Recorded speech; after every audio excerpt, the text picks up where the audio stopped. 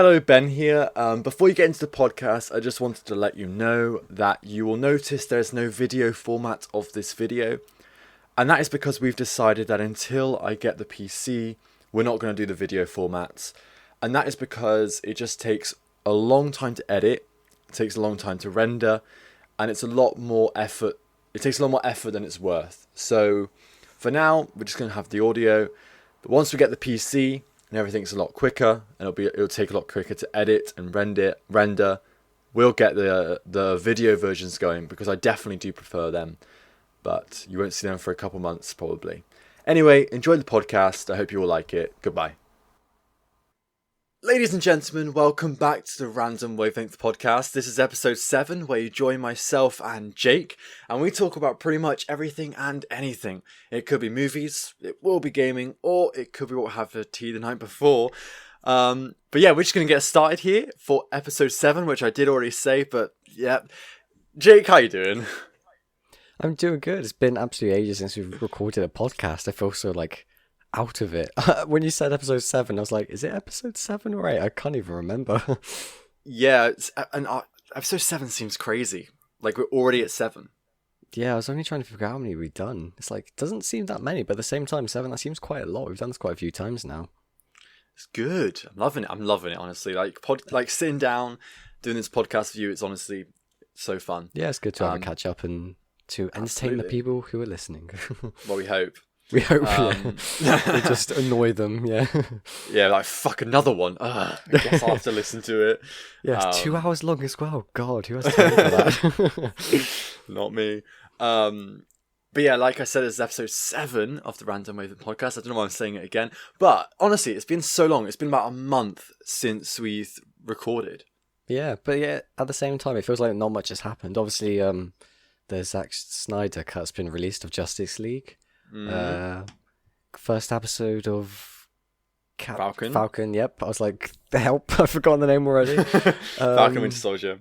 Yeah. I mean, there's been a few Switch stuff, isn't there, with like the new Switch console. The leaks. There's been a few bits. Obviously, they've got the PlayStation. Of course. The next PlayStation VR hand controllers, which I think look great. Oh yeah. We have got a lot to talk about, and hopefully we have some meaty topics where we can really talk about some stuff for a while, which I kind of want to do. Before we get into that though, if there are any new people here, this is the Random Wavelength Podcast, and like I said at the start, we just talk about whatever, whether it be like gaming and entertainment, but then also just random topics. If you want to become more part of the community, come join our Discord. We can chat on there. It's a great time. And then you can also post your topics and questions for the podcast. And also you get to vote on the next game I stream. So currently I'm streaming Infamous Second Son. And when I finish that, you'll be able to vote on the next one I play, which I really like doing it that way. But yeah, I think we've got through all the spiel at the start. And we can actually get into the content. Yeah. It's got to be done. Oh, follow us on Twitter. Oh, yeah. Don't forget to like and subscribe and turn on the notification bell so you never miss an upload. Yeah, exactly. Yeah. See, Jake's the soup. Jake is the soup. Hey, I know how the YouTube thing works. Yeah. Man, you got to get that clickbait in. Why else do you think I put Wonder Woman at the front of my last video? Still need the red circles. I did notice that, actually. I saw some people mention on the Discord as well. Yeah, man. All you need now is like the red circles and the pointy arrows and could this be ? Question mark, exclamation mark. It should be, yeah. I do love that. I love the clickbait. As long as you would deliver on the clickbait, it's fine. You know what I mean? But if you just say something and then you don't have that in the actual video, that's where it's wrong. Yeah, exactly, yeah. That's when it's like, well, that is just clickbait.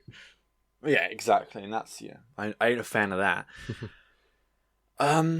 But yeah, let's just have a little, before we get into topics, let's have a good old catch up. I mean, I know you've been busy, but have you been gaming anything recently? I've been playing Hollow Knight a little bit. I've jumped back into that because it was on PlayStation. It was on sale for like £3. So I saw that. It's like my third favorite game. So I'm like, I'm gonna play that again. I played it on the Switch before, so I was like, hey, I'll get that full like next gen console experience where nothing much changed, but it's nice to have it on a big screen.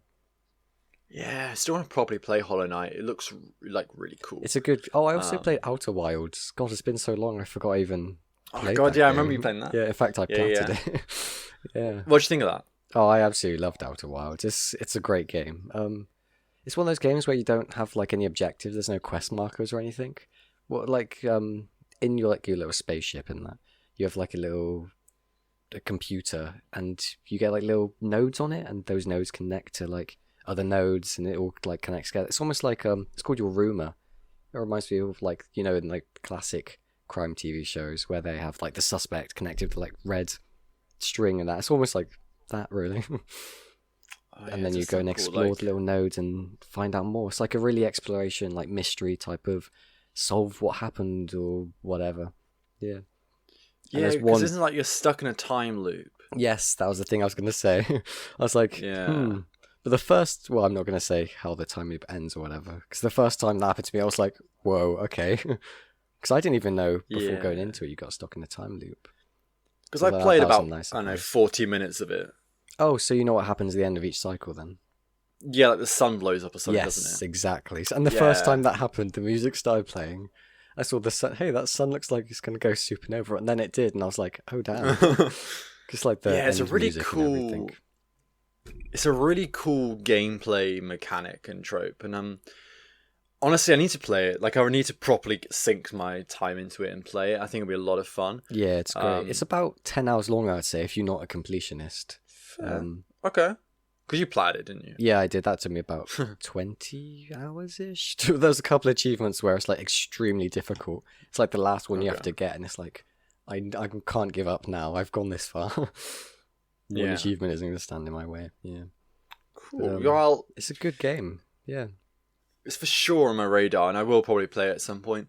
It might be an interesting thing to like just stream once or twice on like Twitch or something. Yeah. It won't take very long to finish.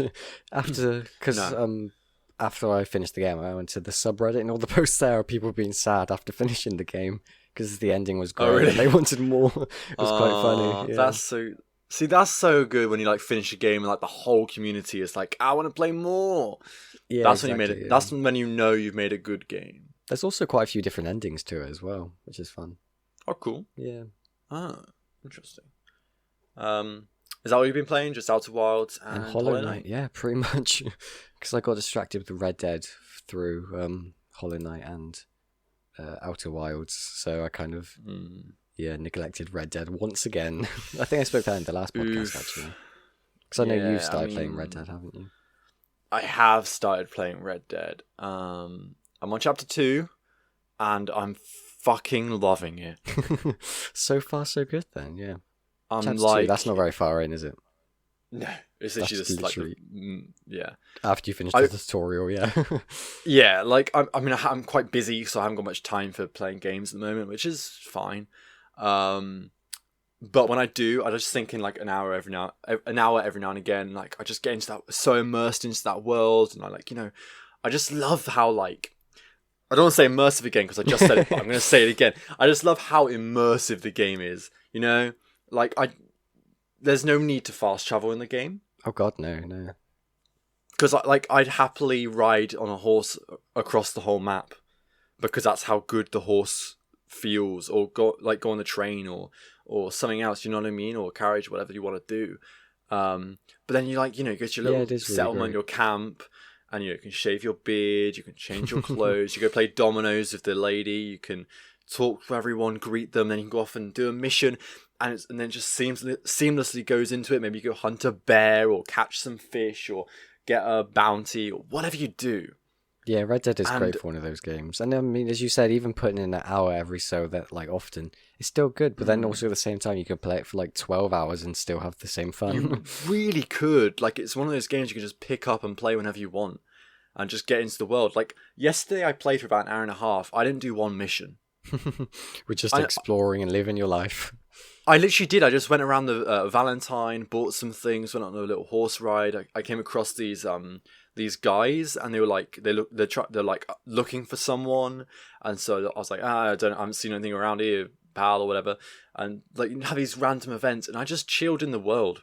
Yeah, I was on my way to a mission, but I never actually got to it in the hour and a half I played, and I haven't played a game like that where I was so distracted since maybe when I first played Skyrim. Yeah, I mean, they are comparable in terms of like the classic, well, not classic, but like the whole setting new expectation for RPGs almost. They're both that type of game. So it makes sense to be completely distracted in it and that. Yeah, and I honestly love that, and I've really missed it. Like I haven't played a game like this in a while, because even I played Witcher 3 in like, I don't know, September, August, and I didn't get the same feeling there. Like I loved The Witcher 3. I think it's an incredible game, but I didn't get the sense of just exploring the world and doing random events and doing all these side content. I just went to a main mission, did a couple of side missions, main mission. You know what I mean? I wonder why that is. Is it? Would you say it's because there's not much like as many random events or stuff you can just go and do in The Witcher, so you didn't kind of get as much distracted? It might be because of pacing, and it might be like the mixture of the story was so engaging that I just wanted to keep going into story missions and side missions, and I wanted to explore the characters. But it also may have been that I don't think the world is as immersive, and I don't think, like, whereas, you have Skyrim, and there's so much more of, exploring the world, and you find a camp, so you're like, oh yeah, okay, I'll go down in the camp, or, you have some guys and they're fighting a dragon, so you're like, oh, okay, I'll join in. Whereas The Witcher 3, I just didn't get that. I didn't get this sense of random events. Like, there was these locations, and I just rode past them, because they didn't grip me in. They didn't engage me. I understand that. Like, I could see there was a monster nest, but I was like, there's no reason to do it. Yeah, because there was so many similar things almost being like, as you said, monster nest. Like, oh, it's another monster nest. And there was like barrels to collect and like mini little treasures to find and that. But they all kind of seemed the same almost. Once you got one, you've done all of them, it felt like. Whereas something like Skyrim and Red Dead, each like little thing you can do is completely different in terms of the side story or or just like locations. Red Dead, there's so much. In Red Dead, there's so much like little story moments completely out of the main story. Like you're just going through and you might have someone talk to you about something and you just engage in conversation, and it's a completely random event, and it may not have happened to any other people that played, but it's so immersive and so engaging, and it just creates more story and more character and backstory, and that's why I love it. It feels like you're playing as the character rather than playing the character's story. Yeah, it really is, and that's, I think Rockstar did an incredible job. Like, I've never really been a big GTA fan. I've never really finished the GTA 5 story, and I never even played any of the other ones. But Red Dead is just so different. It is. It's like a whole different level of immersion, and what it does. And it's nice on the PS5 as well with the load times. To be fair, I mean, it loads like once at the start, and that's it. To be fair, but. Yeah, but like I remember playing on my Xbox One, and I just dreaded going into the map because it took like 5 seconds to load the map. The map was horrible. It's like you had to look at it every so often as well. Yeah. Yeah, I was just like, I'm like, do I have to look at the map or even in the menus? But now it takes so quick. Thank you, PS5. Indeed, who doesn't love good PS5? People who don't have one. That's true. So sorry if that put any salt in any wounds. Yeah. To be fair, that was an Argos drop again last night, I think, at 1 p.m. Oh, yeah? Or 1 a.m. in the morning. Because I saw on Twitter Argos was trending again. I was like, I bet that was another drop. Because that's where I managed to get mine from like a 3 a.m. drop in that. Yeah. Oh, I can't wait for them to be like properly available, because I just want everyone to have one. Honestly, yeah. It's weird. It feels like a privilege to have one almost. It kind of reminds me when Nintendo Switch came out. They were in quite high demand as well. I know I'm going to Bristol trying to find, went to Game, they didn't have any. Went to like Cabot's Circus, there was none there, Cribs Causeway, all these places. And then in the end, we popped into Asda and I actually bought a Switch from Asda because they actually had it at the little game counter on the back. It's like, Well, yeah, I mean, I feel like by the time I got my Switch, they were very readily available, and that was what, that was like 7 months later.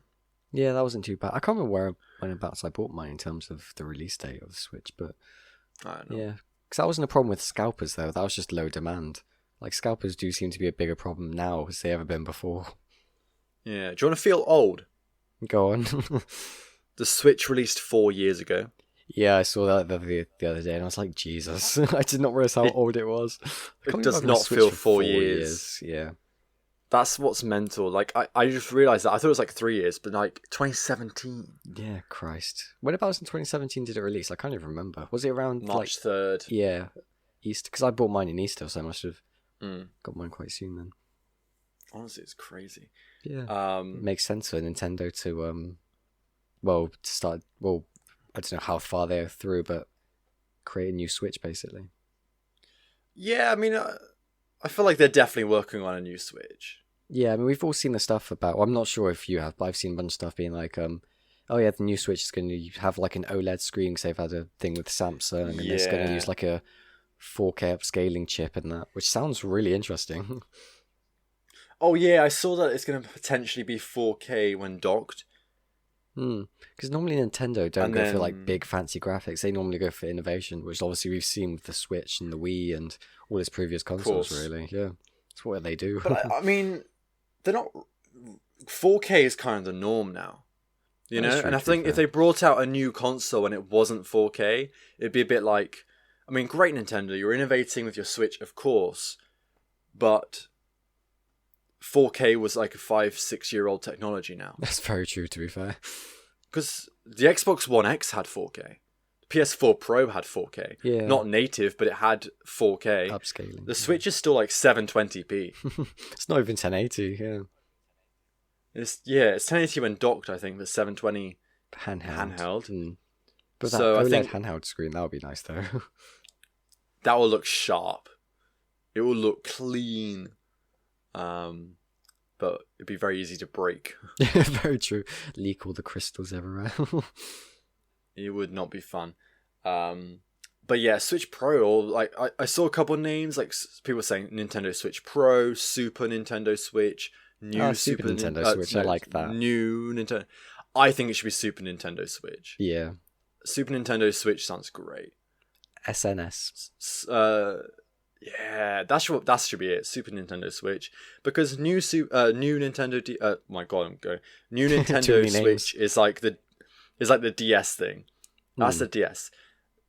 Nintendo Switch Pro, that's just PlayStation 4. Yeah, it's like a bit uncreative, isn't it? It's not very. It's very generic. Yeah, they can be more creative than that. Come on, Nintendo.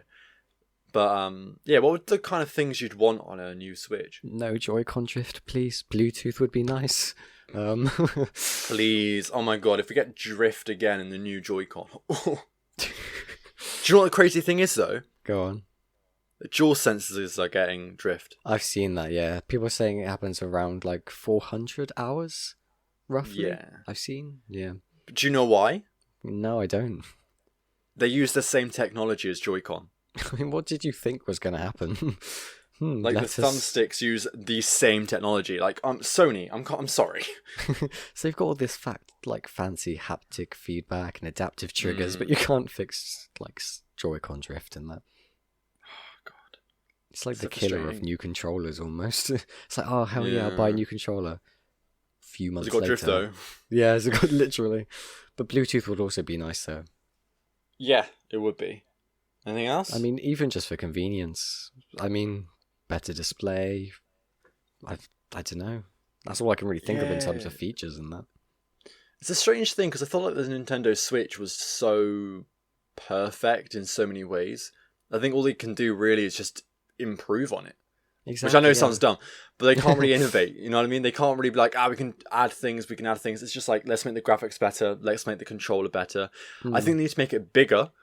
I think the controllers are too small. So I think they need to make the whole screen bigger. Just upscale it a little bit, yeah. Screen and resolution. Make it like I don't know what size, but yeah. I think it'd be interesting. Yeah, I mean, for sure. Yeah, this is what they tend to do. They tend to like innovate with the new console, then release upgraded variants. Then 10 years later, with the original, then they tend to innovate something new. I mean, how long ago did the Wii come out? I mean, I guess the Wii U was the last thing, wasn't it? That was almost like the in-between bit between the Wii and the Switch. Everyone. I want to say 2003? 2003? Yeah, that sounds about right for the Wii. The Wii U came out in 2012-ish? 13, 14? 10, 11? I don't know. Let me find out. When did the Wii release? The Wii and the Wii U. I mean, I don't really know. Oh, 2006. 2006, okay. The Wii U came out 2012. 2012. Oh, so I was spot on then. That's so much later than I thought. Yeah. I mean, it wasn't very popular. I mean, when did GameCube come out? GameCube, God, what, like 2000s? Oh, that came out 2001. Okay, yeah, that makes sense. Far. I think I was getting a bit confused with the Wii and GameCube. Yeah, it's weird to me that the GameCube uses CDs, and all of Nintendo's other stuff uses like cartridges, and I don't know what else you call them. But we use DVDs. Oh yeah, of course. What am I on about? And the Wii. Ignore me. Well done. Maybe because it's like a flip open case, like the PS2 used to do. Well, it was the new tech, you know what I mean? Like, it was the new thing, and they thought it was better, but cartridges, it turned out to be better. Yes. In this scenario. Easy to lose. Yeah. They're more expensive to make, though. That's why they don't use them in PlayStation and Xbox. Yeah. I quite like cartridges. I don't know why. Because I guess you can keep them nice in your and they taste great. They don't put them in your mouth. Because obviously it has those bittering agents on, don't they? They do. I mean, like, for the PlayStation 5, the only thing that really makes the sound is the disc drive. That's very true. I mean, occasionally the fan turns on for, like, a couple of seconds, then that's it. Literally. Yeah, occasionally. And it's like, okay, fine, whatever. But then, like, it's pretty quiet. It's great. It is great. I mean, who doesn't love a quiet console? Yeah. Especially overnight when you're installing lots of things in there. Mm-hmm. Oh, yeah, for sure. So, talking about innovation. Oh, yes. How's this segue going to work then?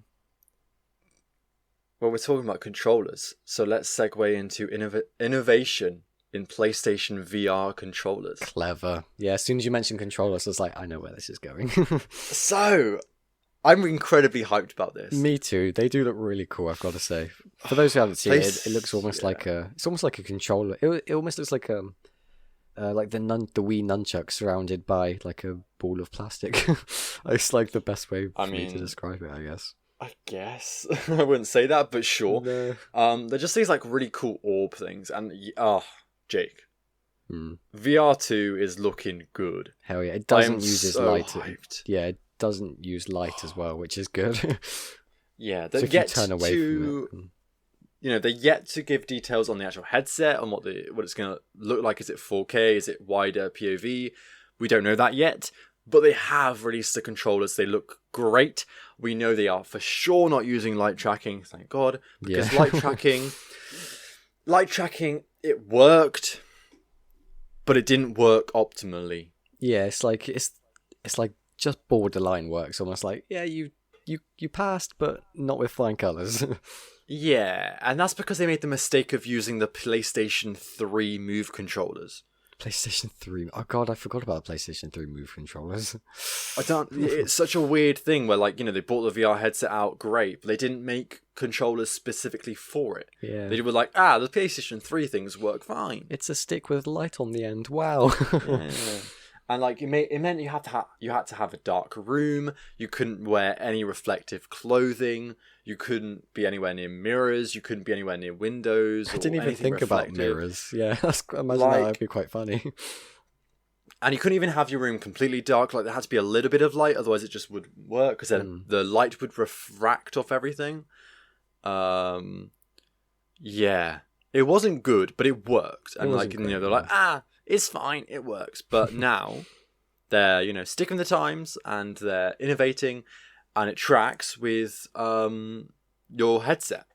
They're finally which is really cool, using the same technology as everyone else almost now with VR headsets. And I really like the design as well. It's quite clever, really, because I guess it is. Every now and then you watch somebody use a VR headset and they always whack their hands against something because it's almost got like the plastic cage around like the outside of your hand. It looks like if you were to hit something, it would hit the cage first rather than your hand as well.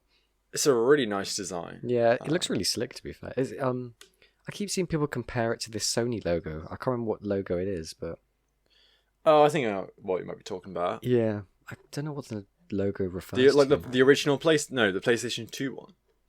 I'm not sure. I don't know. Quick Google search to tell us. But we can talk about some features. So this thing's going to have adaptive triggers, haptic feedback, which we did think would happen. Yes, I saw that. It'd be a bit strange if it didn't have that.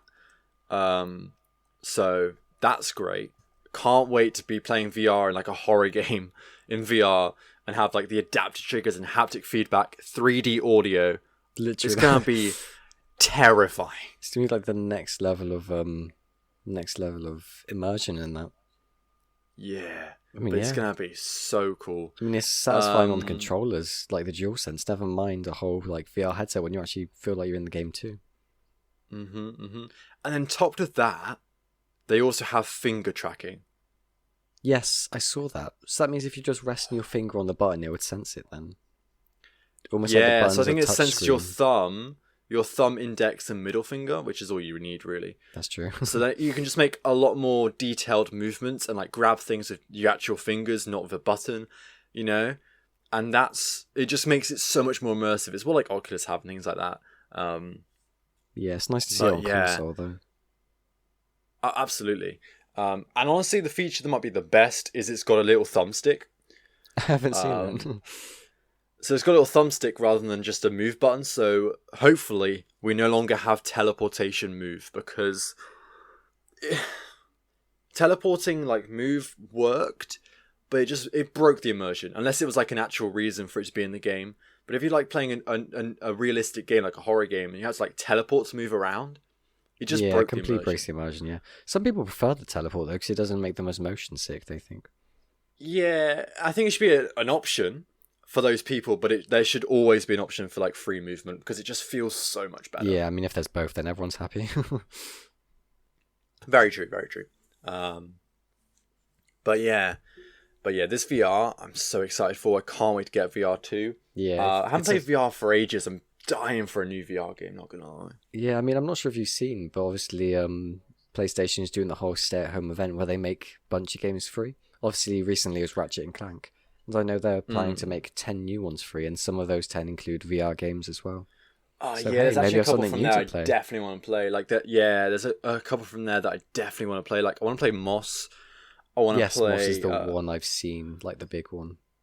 The big I've heard a lot of people say Moss is great. Also, a lot of people say Astro's Rescue Mission is like the best VR game on PlayStation. I mean, hey, if Astro's Playroom's anything to go off of, then I'm sure it's going to be great. Of course, yeah. There's another one that looked really interesting as well. But I can't remember. But there's some really interesting stuff there. Subnautica. Yes. I'm really hyped for. Oh, yeah, I played Subnautica on the Xbox One. Which, I mean, it was good on the Xbox One, but it was laggy at some point. You get to new, like, overcrowded areas and that. Oh, yeah. But on the PS5, that'll be very nice. For sure. And I think they've added, like, loads of new stuff as well, because it's a full release now. It's not the beta like testing thing. God, I remember watching, like, it's a finished game and be obsessed with it. Yeah, it looks so cool. So I'm gonna stream it at some point. I don't know if it'll be a whole series, but I'll probably do like a first impression stream maybe. Yeah. That'd be a fun thing to do. And then Horizon Zero Dawn. Yeah, I know. I can't believe they made that free. It's like, I mean, fair play. I mean, I've already got they're it, not. But so have you, haven't you? Yeah, I do. That's not on if you got PlayStation Network. That's not if you got PlayStation Network. Is it not? That's if you've. That's you can just get it. Or PS Plus. Sorry, that's not if you got PlayStation Plus. That's just you can just get it straight up free. Yeah, I mean, it's almost like they're making, because they also made Ratchet and Clank free. Now they're making Horizon free. It's almost like they're getting players to play the old ones, so then they get excited for the new ones. Which makes sense, to be fair. Yeah, that makes sense. Honestly, yeah. It's a shame they chose like what I've heard is the worst Ratchet and Clank game. Oh, is it? I've heard, yeah. I haven't played it yet, though I will be at some point. It's the most recent though one, apart from the new one, isn't it? It is. Yeah. It's because it's the game that's based off the movie that's based off the game. Oh, I see. Why that's weird. Yeah, so they made a Ratchet and Clank movie which is based off the franchise, obviously. I don't think, and it's like an origin story. Yeah, I know the recent game is an origin story. Apart from that, I literally know absolutely nothing about Ratchet and Clank. So then they made a game based on the film. It's really odd. They should have just made an original. Yeah. But, you know, it is what it is. But, yeah, I mean, the new one, I'm actually so hyped for. I think it's going to be so much fun. Yeah, it's going to really show off the whole SSD capabilities. Because, I mean, that's what they keep showing when they, like, jump through the rifts. Hence, like, the name Rifts Apart. And that. I think it's going to be the first game that properly shows you the PlayStation 5's, like, capabilities. Yeah, because, I mean, Spider-Man Miles Morales was great and all, but it also came on the PS4, and it didn't have that, like, super fast loading. It's kind of just swing around, and there's no load screens apart from the initial one, I guess. Yeah, exactly. It's a similar thing. It wasn't like, it looked beautiful with ray tracing, 60 FPS, 4K, all of that. But like from the actual like technological standpoint, you know, it didn't show everything the PS5 can do. No. Because even like those instant load time bits, that was on PlayStation 4. Yeah, I mean, it's not really. I mean, because it's not doing that much. Or is it? What you mean, Miles Morales? Yeah. Oh, really? I didn't realize that. Maybe it's just optimized very well then. Yeah, I mean, like, you know, God of War didn't have any load screens. No, apart from, again, the initial one, which is... Oh, because that's why it was so good, because it was all in, like, one cut, wasn't it? Oh, yeah. I freaking love that about God of War. But, yeah. Really interesting stuff. Yeah. There's also Enter the Gungeon 3, which is a roguelike bullet hell type of game. I've played it. I enjoy Enter the Gungeon, to be fair. Okay, I haven't played that one. No, there's The Witness, which is that puzzle game where you move things. Yeah, I remember I got that for Xbox Live for free gold. Yeah, same. It was really cool, actually. Yeah. There's Abzu, which is by the same people who did Journey, so it's that sort of like indie exploration, like really peaceful kind of coming to the soul type of game. Yeah. And there's another one which I can't remember. I know there's Astrobot. There's Paper Beast, which is a VR game as well, I think. Okay, I've heard of that one. And there's Thumper, which is like a rhythm-based game, which I've seen on mobile as well, so nothing that special on that. Hey, man, rhythm games are great. Melody and memory. Oh. Yeah. Yeah, it's good for PlayStation to release all these. Well, not to release, but to make all these games free as well. Free, yeah. It's mental, honestly. Like, if it was on PS Plus, I'd get it. But like, that's just for everyone. Yeah, I know. It's like I can download it and have it forever. It's just there on my. Because I mean, they did the same last year for like the Uncharted, the Nathan Drake collection. Yes, yeah. I can't believe I missed that. Yeah, you're an idiot. I think I told you as well. You're like, oh, I can't. I was like, free? Oh, it's probably PlayStation Network thing or whatever. It's like, oh, never mind. Yeah, it was literally just free. Yeah, that's so dumb. I noticed you just said PlayStation Network, and I think that's because I just said PlayStation Network, and that is because Xbox have changed their name, so I'm getting all freaking confused. It's so odd that they've just been like, you know what, we're gonna name our thing the same thing that PlayStation's got. It's really weird. I know it's Xbox Live, and I'm forever probably gonna call it Xbox Live because it sounds great. I mean, it's a good name. Xbox Network doesn't roll off the tongue. Yeah, so if you don't know, Xbox has had, since the original Xbox, Xbox Live and Xbox Live Gold. Xbox Live is like the way you can, you know, interact with your friends and play online and everything like that. And Gold is the paid version for, you know, the games of Gold. And I don't know why I'm explaining this. Everyone knows what this is. Yeah. I'm such a freaking idiot. It's a good recap. Anyway, Xbox Live is a thing. Since the original Xbox. Now they've decided to change it to Xbox Network. I know, right? It's horrible. But what has PlayStation had since like the PlayStation 3? PlayStation Network. Yeah. So they're just changing their name to what PlayStation have, but putting Xbox in front of it instead of PlayStation. I wonder what conversation went down to change the name. They're like, hey, Xbox know. Live sounds pretty old, right? Yeah, it does. What should we change it to? I don't know. PlayStation got it. PlayStation Network. Yeah, that'll do. Like, did they not think to create something new, or just keep it the old thing that everyone knows and most people love? Because I quite like the name Xbox Live. You know, it's everyone knows what it is. Xbox Network. It's a great name. Yeah. It's very iconic. I think more people know what Xbox Live is than PlayStation Network. Yeah, exactly. PlayStation Network. I mean, it's a very generic name, but Xbox Live, it sounds like, I don't know, like it's actually something in this. Yeah. Interesting. It's also very nostalgic.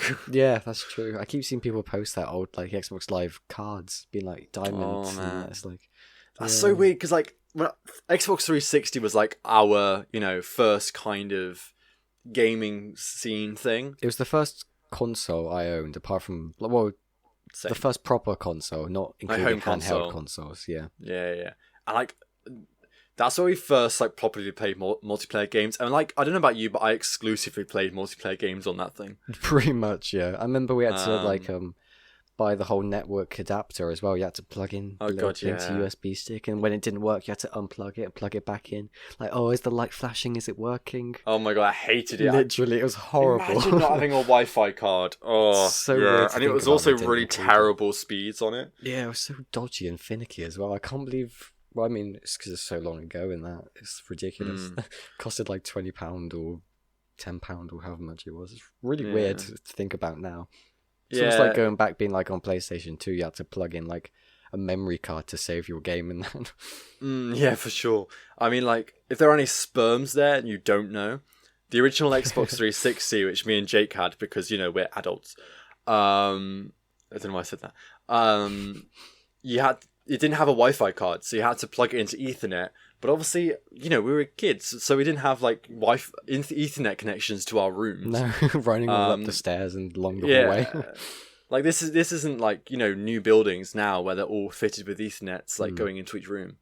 So we had to get like these like network adapter things where you'd like it'd be like a little like an external Wi-Fi card. Basically, you plug it into a USB port. Kind of either stick it or clip it to the side, depending on which one you got on that.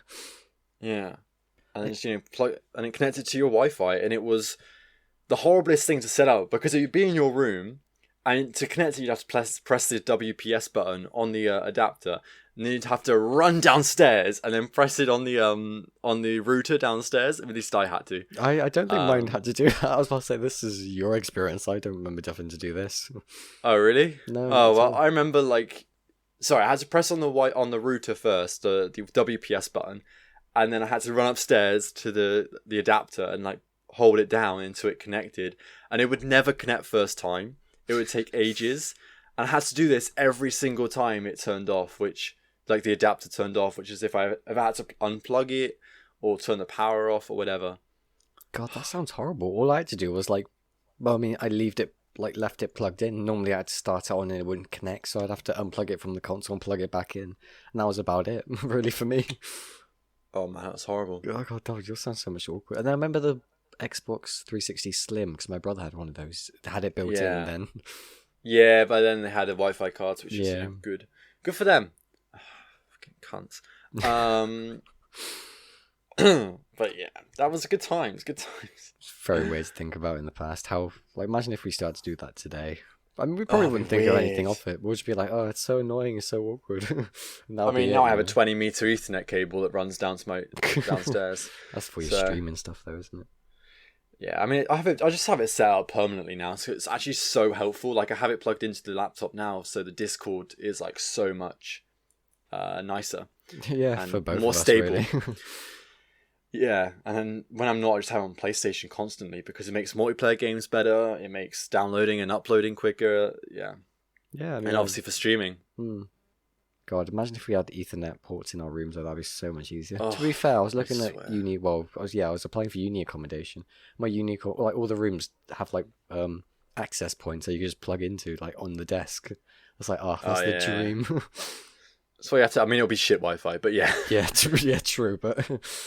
It will be shit internet. It's better than nothing, of course. Yeah, but that's why a lot of students, if they get their own Wi-Fi's. Yeah, that doesn't surprise me. I know a couple of people had to do that. But yeah, something huge happened recently. I'm trying to think what it is before you say. Nothing's come to mind. Go on, carry on.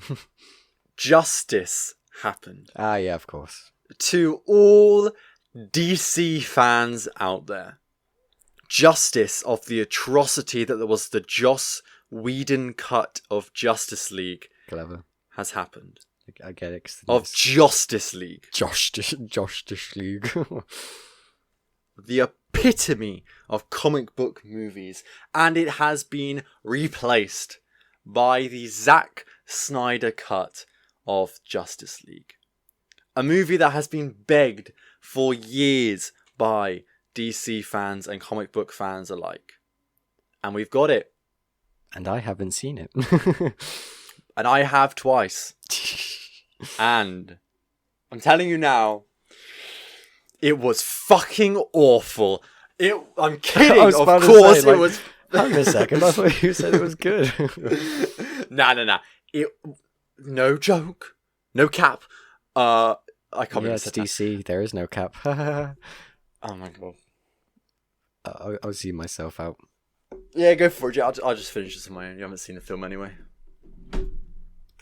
Oh, you actually have the Discord. Cool. Oh, okay. Anyway, so yeah, the Justice League came out. The Zack Snyder cut. League. The Zack Snyder cut of Justice League came out, and it was actually incredible.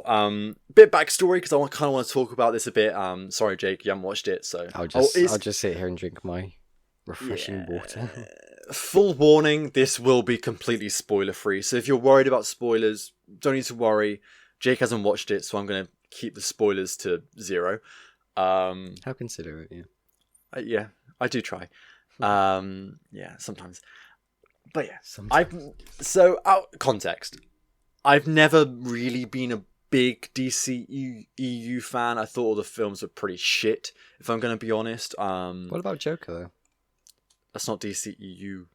EU, that's the key part, yeah. I thought they were all shit. In fact, yeah, I thought they were all with not really any exceptions. However, the last few weeks, I knew the Zack Snyder cut was coming out, and I was like, you know what, I'll give it a go. So I decided to watch Man of Steel and Batman vs. Superman, the Ultimate Edition, which I hadn't actually watched before. How'd you find that, then? It's on Blu-ray. No, I mean, like, how'd you find the film, not like... How was it? Rather than how did you watch it? Well, I'm about to say, Jake. I'm getting to it. How did you find it? I watched it on Blu-ray. Oh, God. Listen, I'm getting to it, right? I'm building the suspense and the tension. I'll just stay quiet before I ruin your tension and suspense. Good. Okay. Man of Steel, I watched it. I thought it was average. I didn't really like it that much. I was like, all right, fine. This is going to be DCU. I'm a kind of person where I go into things, with an open mind, and even if I've already formed an opinion, I like to, give it a chance. Fair in that way. Best way to be, yeah. Exactly. So I was like, I went to Man of Steel. Average. They had good moments, but a lot of it was kind of, like a very I think the Krypton film. Yeah, I think the Krypton section at the start was way too long and pretty much unneeded. I didn't need 25 minutes of watching Krypton being blown up, You've watched Man of Steel, right, Jake? I have, yes, yeah. Good. A long time ago, I can barely remember it. Okay, good. And some nice bits, I think. Yeah, there was bits there. There was bits. But then I watched, there was bits and bobs, bits and pieces. But then I watched Batman vs. Superman, and I watched the Ultimate Edition, which was very key here. Because I watched Batman vs. Superman in cinema, 2000 fucking whatever it was, with Jake, actually. Yeah, I do remember that. And that's the last time I've ever watched it. I think there's a photo of us on my Instagram, actually, from that long There is? Oh my god, yeah, everyone's just stalking his Instagram. But yeah, watched it, hated it when I watched it in cinema, thought it was a shit film, never watched it again. However, I watched the Batman vs Superman Ultimate Edition about this time last week, and I actually really liked it. Oh really? I think it wasn't amazing. I think there's a lot better comic book movies out there, but I actually really, really liked it, and I thought there was so many good moments in there, and I really appreciated a lot of the conflicts each of the characters had with each other, physically and mentally and emotionally. Yeah, because I was gonna say you're normally really good at analyzing films, because that's kind of what you're going into, that sort of area. Yeah, And there's me I like the film because it looked cool. That is a big difference between us, and that's not a bad thing, because when we watch film, we'll be able to analyze different bits in it. Yeah, exactly. Me analyzing, I liked it when they made the funny joke. And I'm like, I love this character moment between Lois and Superman, and exactly. How they already had that connection, and then also that conflict that Clark had about whether he should be Superman or not. That's what I go into, because that's what I do on a day-to-day basis in college, so I'm just used to it. Give me a physics or maths question, then that'll be me. For sure. But yeah, anyway, so that Ultimate Edition adds about half an hour, and the half an hour somehow makes the movie good. I was going to say, did it really make that much difference then? Because I was wondering what the difference was actually to begin with. So, you know, in Batman vs Superman, the theatrical cut, the whole movie doesn't really make sense. It doesn't really explain that Lex Luthor is behind everything. It doesn't really explain why Batman is against Superman, what everything's happening. I do remember that, but I just kind of cut it down to me not being a massive DC fan and kind of missing a few like points in older films or something. So everyone was in the same position then. When the Ultimate Edition, they added half an hour of scenes that explained that Lex Luthor was behind everything. Right. He was behind. You know, he was behind the people being branded, being killed in prison. You know, he was behind putting words into Clark Kent, into Superman, putting words into Bruce Wayne. You know, forming these opinions on each other and making them fight each other eventually. Why would they cut that out of the theatrical release then if it's so key? Because I mean, that's suits, man, suits. Because that's totally Lex Luthor's character, though. It's like clever and manipulative almost. Very smart. You know, planning everything to a T. But they cut it. But the Ultimate Edition is good, and I would suggest if you're going to watch the Zack Snyder Cut, Jake, I'd suggest watching the Batman vs Superman first. Yeah, the Ultimate Edition, obviously. The Ultimate Edition. You don't have to, because you've already watched it, so you know what happens at the end and things like that. But I feel like if you want to appreciate the characters more and, like, you know, become more invested and kind of be more reminded, I'd suggest you do it. Yeah, it's probably best to be reminded as well, because as you said, it was a long time ago, and it's like generic superhero films don't really tend to stick in my head too much. Especially, and if you really have the time, Man of Steel and Wonder Woman as well, but I've seen they're Wonder Woman less semi-recently. Yeah, fair enough. Not the new one, obviously. Do you mean the new one? One's no, the old one. Cool, because obviously Justice League came out before that was out, so. Yeah, I haven't seen the new one. No, it's on HBO streaming service, but we're English, so I don't really want to get it. I really want to. You can get it on like YouTube and Rakuten and all those like VOD 1, 2, places. 3 movies. This ain't no 7 Seas here, Jake. I'm talking about legitimate places. Of course, yeah. Cody. Streamio. Anyway. Yeah. I've heard it's shit, so don't watch it. No, yeah, me too. So, I watched the Snyder Cut on Thursday last week, which is the day it released. And I went in with actually pretty high expectations. Like, I heard already that it was incredible and a lot of people's favourite comic book movie of all time and all these different things. And I was like, alright, I'm going to go in with a completely open mind. And I'm just going to take it all in and see what it's all about. It was 4 hours long, so I was ready for that. Yeah, I saw the 4 hours. I was like, Jesus. To be fair, I mean, I saw it before it came out that it was going to be long, but I didn't realize it was going to be 4 hours long. Yeah, and honestly, I'll say it a minute. I was like, all right, I'll take a 5-minute break because I knew it was split up into 6 parts. So I was like, I'll take a 5-minute break-ish, give or take, in between each part, and I'll just like write down a few thoughts after each part and that kind of thing. Just to do that thing. Yeah, of course. Yeah, clever analytic stuff.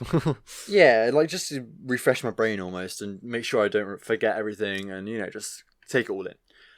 So I watched it 4 hours. It was fucking amazing.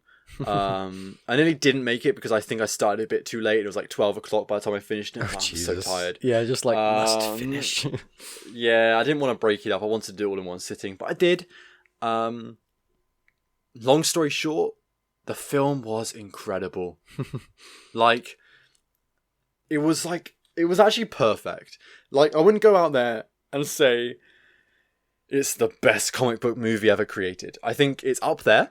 Yeah, like just below Endgame sort of thing almost. Or yeah, I think if I was more of a DC fan, I think I'd think it's better than Endgame. Yeah, it's on the same sort of level. I think if, it depends. If you're more of a Marvel fan, you'll think Endgame's better. If you're more of a DC fan, you'll think Justice League is better. It's just how it's going to be. Yeah, it depends on your bias. Yeah. I still think Winter Soldier's better, but I just fucking love Winter Soldier.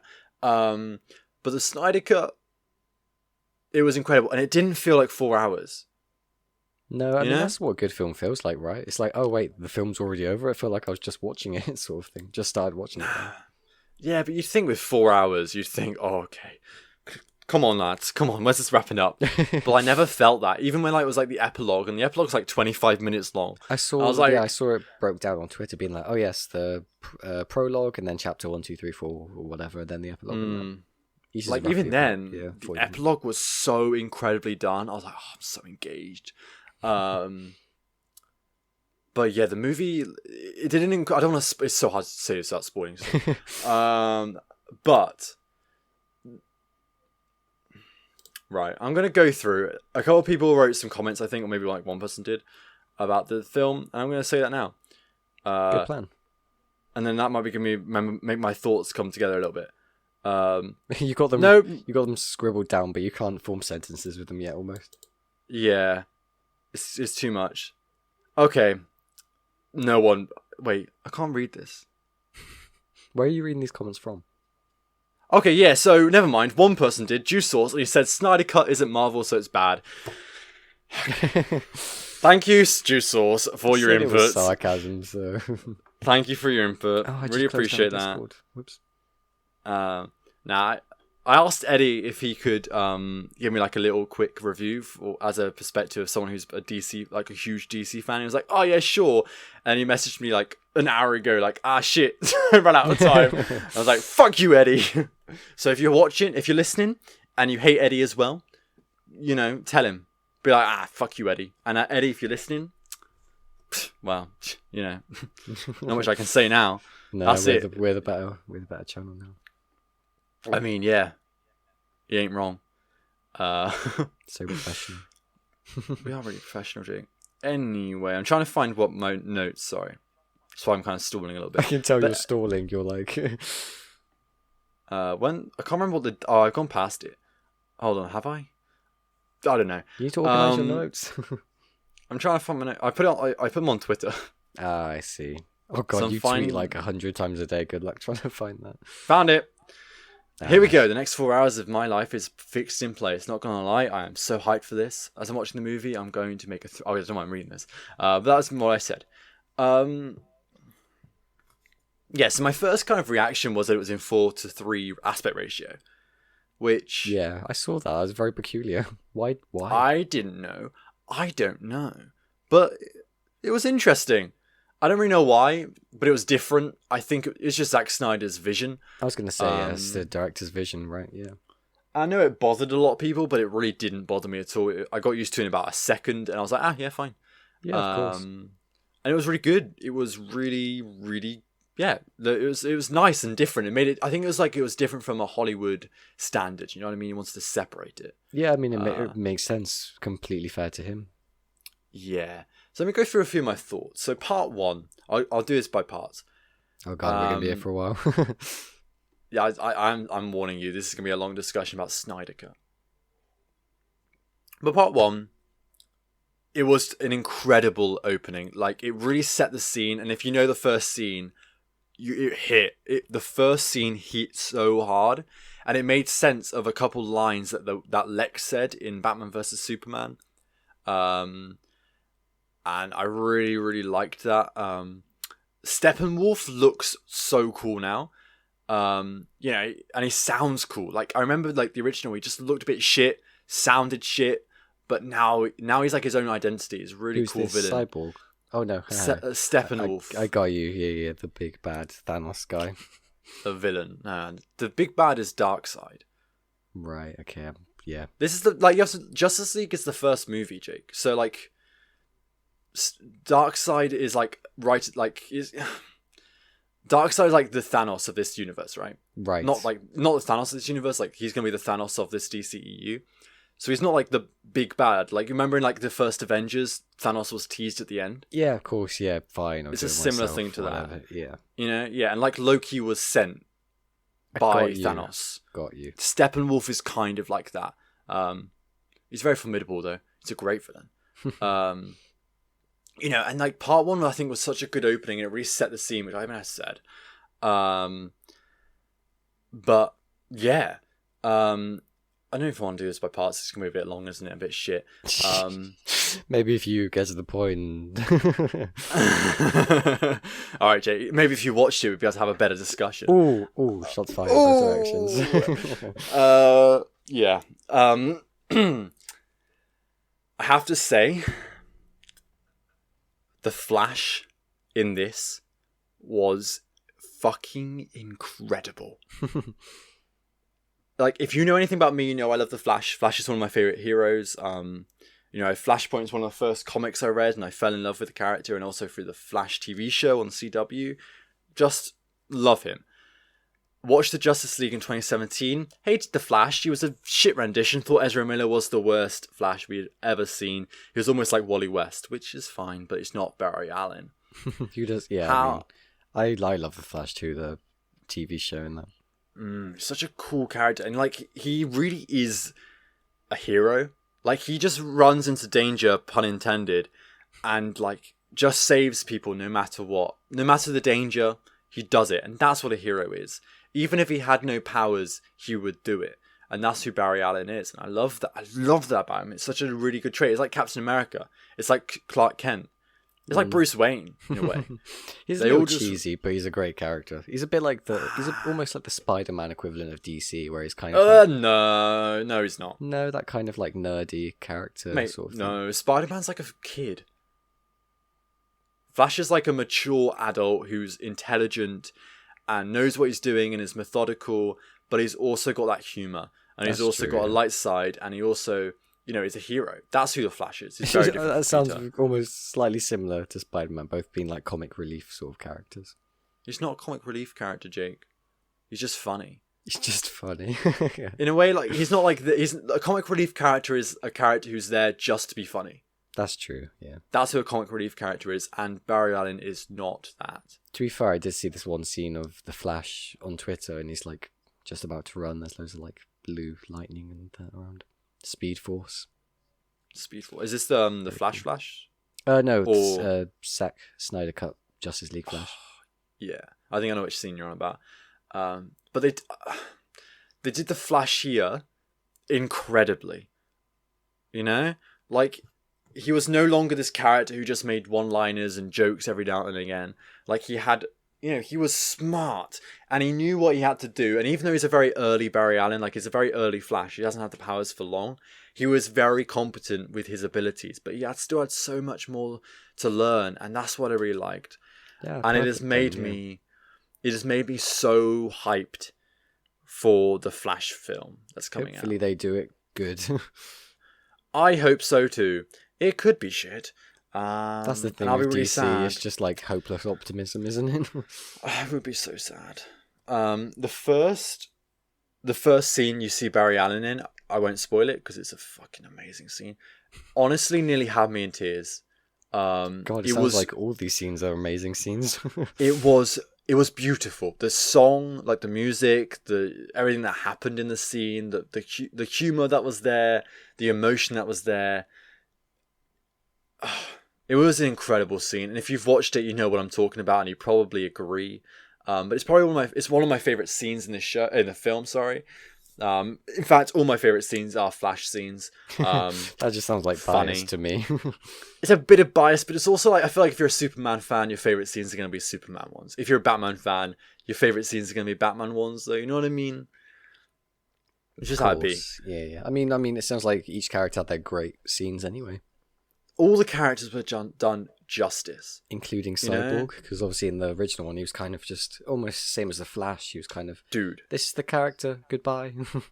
They made this movie go from where I did not care about Cyborg one bit, honestly didn't see the point of him, was a bit of a shit character, emotionless robot, to a character that has family, has relationships, has troubles, has, a huge mental health crisis going on right now, feeling abandoned potentially by his father, but then, all these different things, and made him a character I want to see more of, and made him a character where there is so much more growth there and so much more I want to see, and it's such a shame that we will never get that. Is there not a Cyborg film coming up? Or? There was. It's been cancelled. Why? For a very Ray Fisher, the actor who plays Cyborg. Yes. He made some allegations to the people. I don't know who exactly. I don't know the full details, so I don't want to go into it too much. Otherwise, I'll say wrong facts. Don't want to spread misinformation there. Yeah, so... Yes, he did some bad and said some stuff. Take this with a grain of salt. What I know is that he was saying a lot of people on the set of Justice League, I think, was the only movie he's been in. So yeah, Justice League were being a bit racist towards him and whatever. Like, there was racism involved. Right. And I think it was found that there actually was. And that was all kind of stopped. But then, like, the suits and, Warner Brothers or whatever doesn't want someone who's filed these allegations to work with them anymore. I see them. Yeah. Sucks, but yeah, it just sucks. It's such a fucking dumb thing. Honestly, it shouldn't happen. Like, that should not happen. If someone's being racist, they should be able to report it and not fear their job position. Exactly, yeah. Just basic, human rights of being able to... Productive. Yeah, it's so stupid. But that's what happened. Unfortunately, because of that, we won't get a Cyborg movie. No. Which is a shame, because that, honestly, I was really excited for that. Yeah, it sounded like the film really did him justice. It did. I just realised justice. Nice. You're really funny. You've already made that joke, yeah, as well. You're really funny. Thank you, I tried my best. Yeah, you do a good job, Jake. But they have all been done justice. Like, I mean, Flash and Cyborg were probably a highlight for me, just because they are the characters that weren't developed as much, and now they are, and they've been done incredibly. Especially Cyborg, in a way that I did not care for him at all, but now I actually really do. Yeah, Wonder Woman was done incredibly as well. Probably still my least favorite Justice League member, I guess. Like, the one, I don't know, for me, she just doesn't have as many appealing qualities in a character that I look for. I just don't resonate with her. I don't know. It's weird. She's a great character, don't get me wrong. But they're all great characters. This is the thing. I'm not saying she's terrible. I'm saying out of a bunch of incredible characters, she just falls at the bottom. I just don't know. I don't know. It's weird. Arthur, Aquaman, really cool as well. So much more backstory there as well, and I love seeing the traditions they had with yeah. I quite Atlantis enjoyed and the all Aquaman that. film. Yeah, Aquaman film's alright, yeah. And then Batman and Superman. I mean, Superman was done well, and not kind of a throwaway thing like in the original Justice League. He was actually really cool. He had the black suit, obviously, and the healing suit, that is. The solar, yeah, and it was so. And actually, I'm not going to spoil that. And then Batman. Honestly, Ben Affleck might be my favorite Batman. Yeah, but then again, who knows? Maybe Robert Pattinson will change that soon. I think he will. I do think Robert Pattinson will be the best Batman so far. But as it stands right now, after watching BVS and Justice League, I think Ben Affleck might be my favorite. Fair. He's really cool. He's an older Batman, and that's what I really like about him. He's experienced, he's aged, he's wise, and exactly. And that's what I really like about him. He's had Robin and everything that's happened with Robin. He's become Joker, obviously. I don't know. That's a theory, and a lot of people are saying the theory is wrong, but I think it's true. I mean, it'd be a cool theory, right? But yeah, I feel like we've seen so much as Superman and Batman. It's come on, just show us the new characters, which just seems what Justice League has done, and a lot of people are very satisfied with. A lot of people are satisfied, and it's a shame that the DCEU has kind of been wasted. I think there was so much potential there, and there's so much they could have done, and now we don't know where it's going. We don't know if Zack Snyder's coming back to finish his trilogy that he wanted to make. We don't know if somebody else is going to take over and completely ruin it, like Joss Whedon did. We don't know if they're even going to continue it after the movies they've got planned. It's so unknown right now, and That's I think what I was thinking. Yeah, what's going to happen is, exactly that. Really, they've got a perfect casting here. All the Justice League members are just perfectly cast. Ezra Miller is probably my favorite Flash. He plays the Flash perfectly. Arthur Morgan sorry. Jason Momoa. Arthur Morgan, hang on a second. What's this Red Dead Redemption? Jason Momoa plays a great Arthur Morgan. That's not his name. Hold on. What's the Aquaman's real name? Oh, God knows. Aquaman's real name. Is it not Arthur Morgan? That doesn't seem right. No, that's Red Dead, right? That is 100% Red Dead, yeah. Arthur, how have you been? His real name is I can't find it. No. If you go into Aquaman casting, it won't be there. You just say Aquaman. I don't know, it's weird. We've got Arthur Curry. Arthur Curry. So it was Arthur Curry, just not Morgan. I knew it was Arthur. Anyway, but yeah, Jason Momoa plays incredible Arthur Curry, Aquaman. So good. Gal Gadot, incredible Wonder Woman and Diana Prince. Ben Affleck, one of the best Batman, one of the best Bruce Waynes, incredible. Henry Cavill. There's no one else play Superman. It's Henry Cavill. He is the Superman. Did he have a really bad CGI mustache, or non-mustache rather?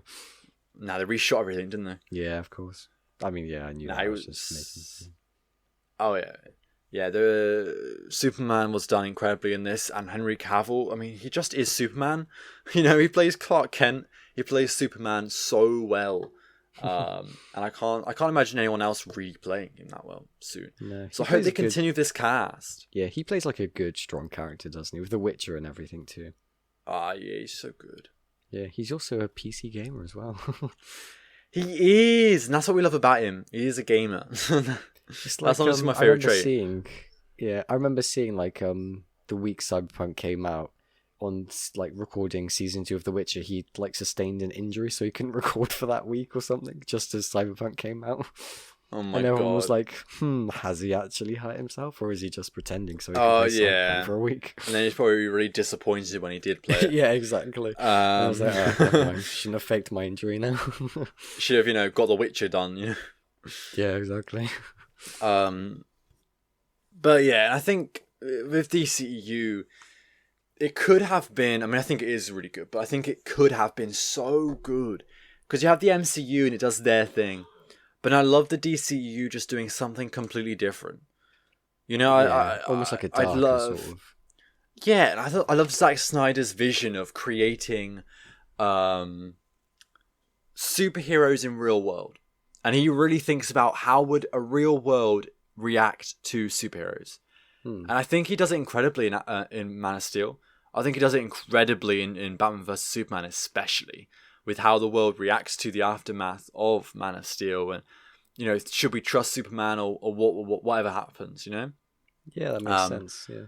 I love that idea, and I'd love to see more of it, and I'd love to see that through a Flash and Cyborg, and eventually like a Martian Manhunter, and the Lanterns, and Hawkman, and Atom, and all these other DC characters I'd love to see developed on, not just the 6 Justice League that we've seen 1,000 times before. Yeah, I'm glad the film was good for DC fans and also for Zack Snyder, especially after his struggles with like his daughter and everything. Oh, for sure, and that's what's. Incredibly for him, he didn't get any profits for this. Did he not? I'm pretty sure he donated all of his profits to charity. What's like ASF I think or so. Something. Yeah, probably American Suicide Foundation. Yeah, and it's just like. It just goes to show that this is his vision. This isn't something he's doing for money. This isn't something he's doing for business. He's doing it because it's his vision. And he wants to create something incredible. And that's what I love. And that's honestly, I just have so much respect for Zack Snyder as a human being, as a director, as a creative. So good. Yeah. Hell yeah. When you saw talking about like how the real world would react to like superheroes, and that reminds me of I'm not sure if you. In fact, I know you've seen it, but Amazon's TV show called The Boys. Yeah, great film. Yeah, great show. Sorry, that's also. Have you watched it? I have watched it. Yeah, I watched season 1 and 2. It's so good. It's such a dark thing. In fact, you know the guy who plays Homelander. Yes. Yeah. He's my top pick to play the Reverse Flash. I saw you were posting on Twitter. I was like, that's fair enough. He's got that creepy sort of vibe about him. like as soon as I kind of pictured that together, it's like the perfect casting. You don't want anyone else to play the Reverse Flash. It's him. He's perfect. I can't even remember his name in real life now. I can't remember either, but like, if that ever happens, I will literally go crazy. Is that like a common thing people want him to play? Or I haven't seen anywhere else. I haven't seen anyone else talk about it, but I've never really seen many people like do that kind of thing, like a Reverse Flash casting. That's true. Yeah. So I haven't seen it, but I'm sure there are people who have the same thought. But yeah, can't wait for that. Can't wait. I don't know why I'm saying can't wait like it's happening. It's not happening. Exactly. But I want it. When does the Flash film come out? Have we got a release date? 2022. 2022. Not too bad. Same date as like Doctor Strange Multiverse of Madness, which is my most anticipated Marvel superhero film. Yeah, probably same. Yeah. What about Black Widow? Because I know you're quite excited for that, but I mean, it's been delayed and delayed. I mean, it's definitely not my most anticipated. I'm looking forward to it, but it's nowhere near my favorite and most anticipated. I'm more excited for like Shang-Chi. Oh, of course, yeah, something new, a new IP almost. I mean, it's gonna be very interesting. I mean, they released a bunch of the release dates for Marvel recently. Oh, really? Yeah, they kind of Black Widow's coming out, I think, July 3rd. July 3rd. That's not too. Oh no, July 6th, I think. Is that in cinemas or Disney Plus or both? Both. So cinema and then the Premiere Access on Disney Plus. Oh, I hate that Premiere Access. It's such like. It's too expensive. I get it. I get it, but it's too expensive. Yeah, I do get it. It's just absurd. It's like so you're paying the £7 as well, and then yeah. Because it would be cheaper to go to cinema. Like a cinema ticket's like £4 to £6. Exactly. It's just so much nicer going to the cinema, and I'm sure everybody want to when everything opens again. Yeah, I mean, if you live in London, it's probably like £10, but that's true. Plus, we get it cheaper because we're students anyway. True. I mean, no one buys popcorn and drinks there. You smuggle it in. Exactly. I mean, it's not really smuggling. It's not like they can't let you. Oh yeah, this isn't America. Like in Britain, you can just bring stuff in. Whereas America, I'm pretty sure they're like really strict about it. Really? That's really stupid. Yeah, I've heard this. Yeah, I've kind of heard this where like it really is like if they see you carrying something, they're just like, nah, you can't go in. But like, I mean, you can put it in your bag, or whatever. But like here, you could just bring in like a bag of popcorn from Tesco and like, whatever. They don't care. Yeah, to be fair, I'm sure like the minimum wage employees don't really care what you do. To be fair, very true, very true. I mean, they let 4-year-olds go into 15s. So. Very true. Just blend in with the group. Yeah. But yeah, so they released Black Widow trailer, and release date on like July 6th, and do you know what that release date means? No, what does it mean? That it's coming on that date? Well done, man. Well done. You figured it out. I got it. Did you get a prize? You get a prize. It means it would have been 2 years since a theatrical release of a Marvel film. Jesus. What did they do on that exact date then? I think no, because I think Far From Home released 3rd of July and Black Widow is like the 6th or 7th of July. But it's close to though, yeah. Just over 2 years since the theatrical release of a Marvel film. What was that, Spider-Man? Far From Home. Far From Home, yeah. Which is crazy. God, I'm trying to think what the last film I watched in cinema was. I think it might have been this. It was either that Tenet. or Toy Story 4. Tenet. Oh yeah, Tenet. Of course. I forgot that gap. Yeah. Thanks, Jake. But yeah, I mean, which is honestly crazy. Had this big gap, but I think it came at a perfect time. It did, yeah. It was almost like we'll just give you something to live for a little bit longer. Could you imagine if this gap happened in between, like just after Infinity War? After Infinity War, that would be absurd. Everyone would be so starved of movies and that. So we'd have to wait like 2 years for Endgame. God. Could you imagine? It's bad enough for a year, never mind 2 years. Jesus. That would be crazy. And they wouldn't release that on Disney Plus. They would never release that on Disney Plus because that made them so much money. I mean, it's one of the most highest grossing movies of all time. I mean, it was until Disney did a re-release of Avatar in China for some peculiar reason. Because it never was released in China. Oh, was it not? No, that makes sense then. So it's just China release. That's true. But yeah, so Yeah, but we also got release dates for Eternals, Shang-Chi, I think, and Spider-Man. Oh yeah, of course, yeah. So that's awesome. I don't really know the dates. I know Spider-Man's like the 17th of December this year, which is really cool. Yeah, it's just one of those like Christmas Eve type of films you go to see to pass the day. Always used to go see the new Star Wars film on Christmas Eve and that. Which would be nice. I'm looking forward to that, man. And then like I think October. No, I think one's September and one's November or something. I don't know. Yeah, I don't know either. But yeah, really, like it's gonna be good. Like for Marvel movies this year, like Shang-Chi is gonna be great. I honestly can't wait for that I don't even know what it's about. Like it's about Shang-Chi. Yeah, new character. Hell yeah! It's almost like they're preparing a new.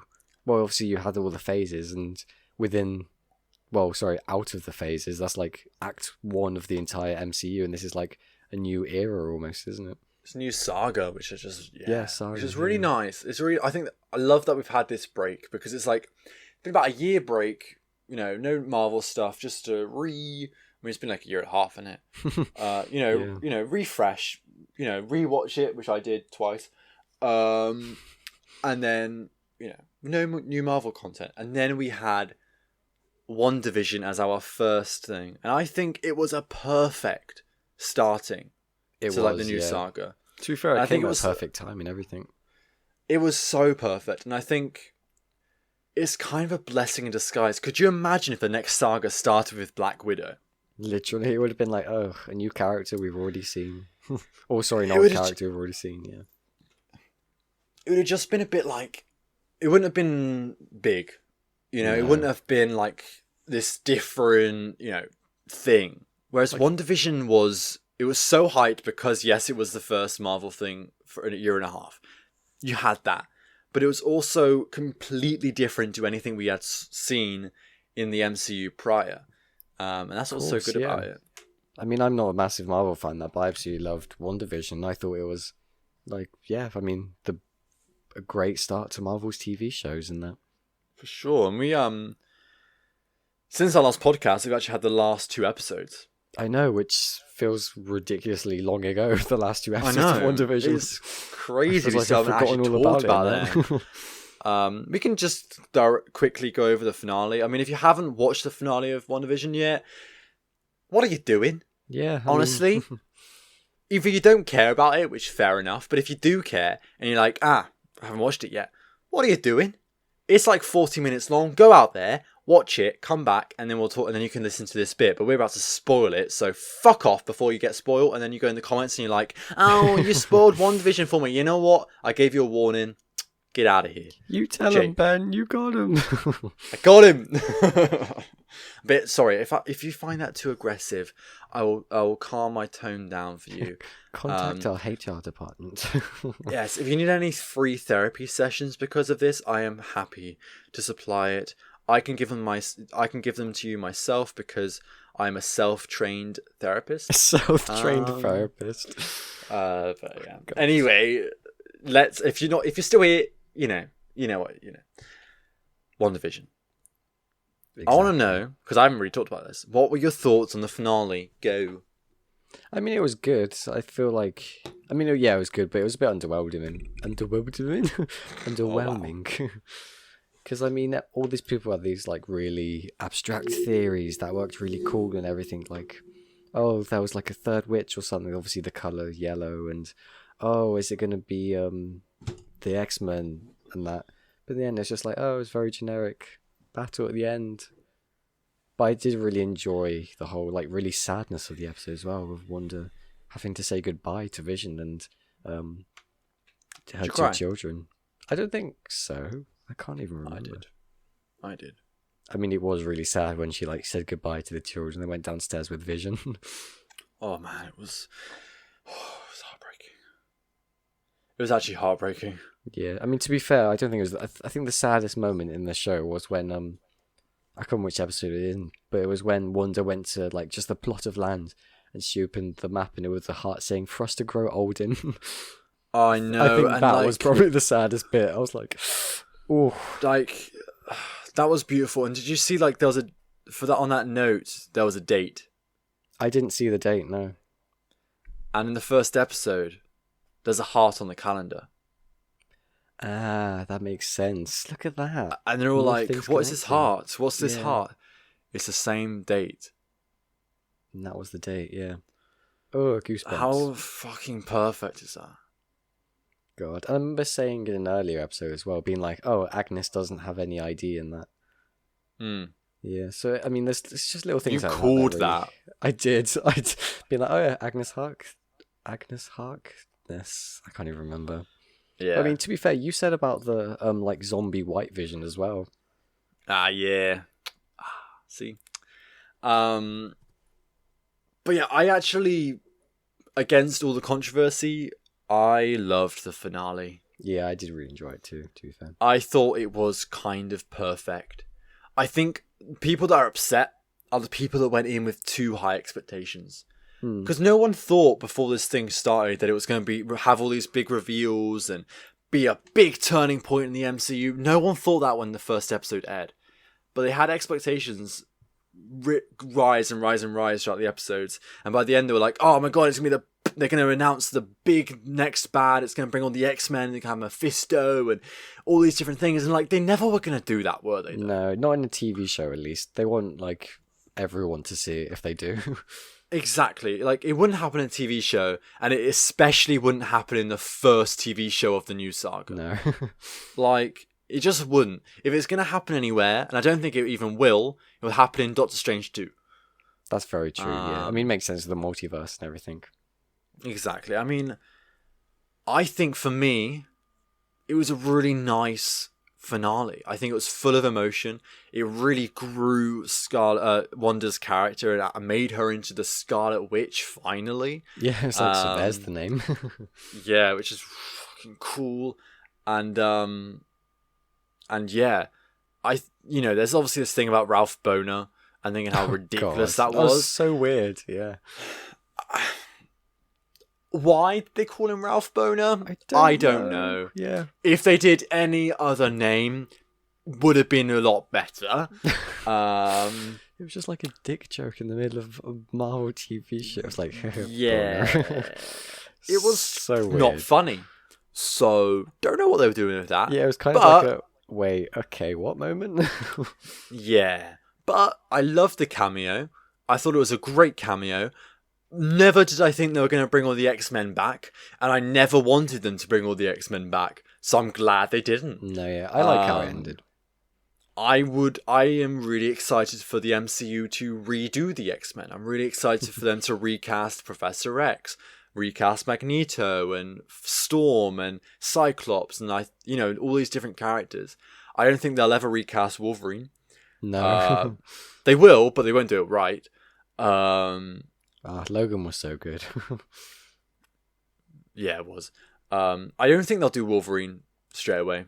No, at least leave it to... I mean, to be fair, it was quite a while ago, but I'm good with Wolverine stuff. Logan was such a good film. I think they'll give it some time, because I think they want to separate Hugh Jackman a little That's bit. true, They want to wait until Hugh Jackman hasn't been around for like a few 10 years. Yeah. And then like, all right, yeah, it's time to redo Wolverine. Yeah, he's perfect. And I think Ryan Reynolds will come back as Deadpool in the MCU. Yeah, I hope he does, yeah. He's the only character that makes sense, you know what I mean? Because it's Deadpool. It doesn't matter, because he breaks the fourth wall, he makes jokes, he doesn't need to be a continuity thing. It doesn't, like, because then he can make a joke. He'd be like, why are you all different now? He can literally be like, Xavier, why are you not, he can make those jokes, and that will be funny. Exactly, yeah.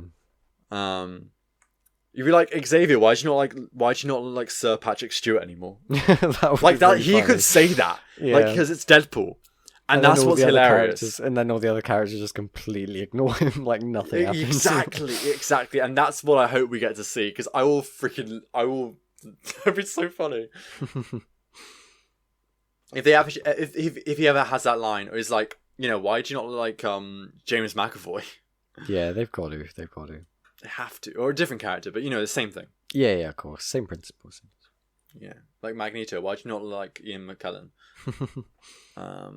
But yeah, I think that's the only character that makes sense to recast. Doesn't make sense to not recast. Sorry. And I hope he I hope they don't recast the characters. Sorry, I'm getting really confused. I hope they do recast the characters. I hope they do recast the characters and create new stories and backstory, because I want to see that so bad. Of course, yeah. But almost just completely separate the universe. Exactly. From the MCU, yeah. Yeah, but I'm wanting the Fantastic Four first. Yeah, it's been a while, because a lot of people disliked that film. It was a shit film. Mm. So I hope they, redo it. I think it's the MCU, so they'll do it, with justice, and they'll actually do it well. Thank you, Kevin Feige. And then Chris Evans can still play his character too, because obviously that would be hilarious, wouldn't it? Then that'll be a good Deadpool comic if he ever comes up. Be like, hang on a second, Cap. Oh, that would be funny. Yeah. But no, let's not have that. As long as John Krasinski is playing Mr. Fantastic, I'm happy. But yeah. That moment at the end of WandaVision, where Wanda had to say goodbye to her children. Like, me and you, we're not fathers. No. We're not parents. So until we are, we're not really going to understand that feeling. And truly understand how it feels to, have a child who, when you're a parent, from what I understand, like, your child becomes the most important thing to you. Of course, yeah. No matter what else is in your life, it becomes the most important thing. So to say goodbye to your child and to give them up must be a horrible thing to do, and such a difficult thing to do. And I don't think anyone has ever really had to do that, And the fact that Wanda has to go ahead, and she's not just saying goodbye to them, she's making them go away. Yeah, she's the one who is like choice. Yeah, she's the one who's like going to stop the hex, and that's going to make the children go away. Mm. And that's what's even more crushing about it, is that she's actually making the decision. She's not forced to do it. Yeah, that was like a proper sad moment in Marvel. I mean, there's not many moments where it's like, damn, that actually really sucked. I mean, it's like, oh, he died, that's really sad. But no, that moment just sucked, really. It was tough. And then like when they came downstairs, and Wanda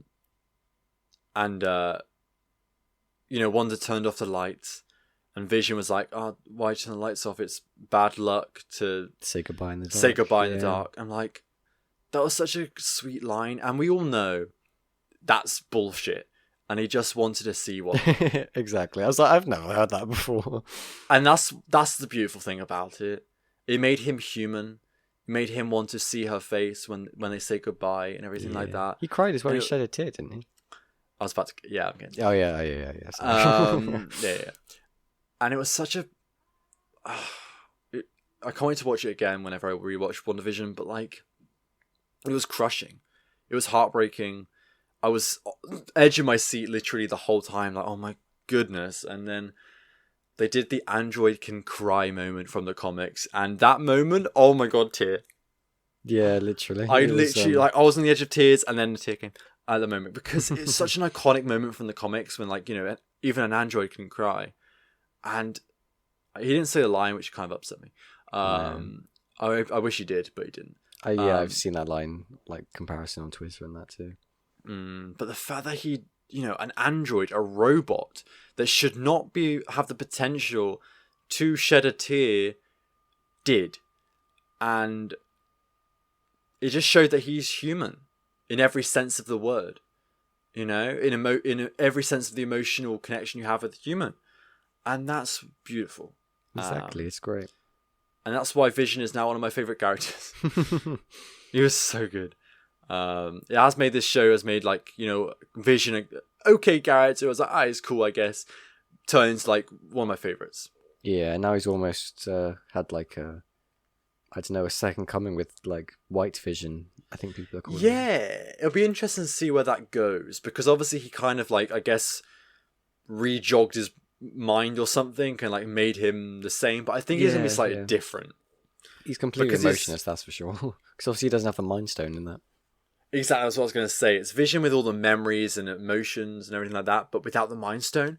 So that's going to be a very interesting thing, and I think it'd be really cool to see him. I think they should wait a while for him to come back. Yeah, exactly, yeah. Like, let him settle and figure himself out first. Because obviously Vision and White Vision had that really in-depth conversation of the ship of just I can't remember what it is now, but it's be like, oh, is the memories the wear and tear of the boat, or is it the wood, or like what makes humans almost? Yeah, what makes you makes you? Yeah, exactly. It's like a thing. I mean, yeah, it's like it is so true. It's such a philosophical question, and it was really nice. It was really opening and interesting to see. You know what I mean? I love stuff like that. It's like, do androids dream of electric sheep? Stuff like, I don't know. Yeah. I get what you mean. Like that. Yeah, that was cool. But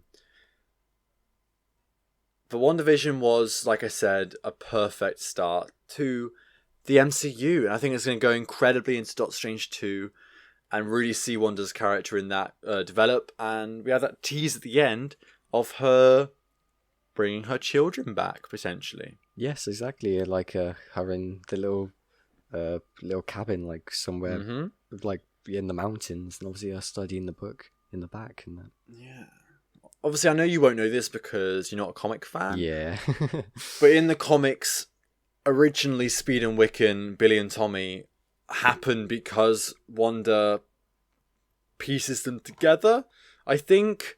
I don't know. I'm not really too versed on this, but and by doing this, that's how like a piece of Mephisto gets out, or whatever. I see the villain in Doctor Strange, isn't it? Well, we'll see. I think he's gonna be the big villain, or a big villain for a while. I see. Yeah, the devil, the literal devil. So that would be really interesting. Yeah, Mephisto is such a cool villain, and as we all know, everyone's Mephisto. But yeah, and that'd be really cool. And it also teased bits of Captain Marvel 2.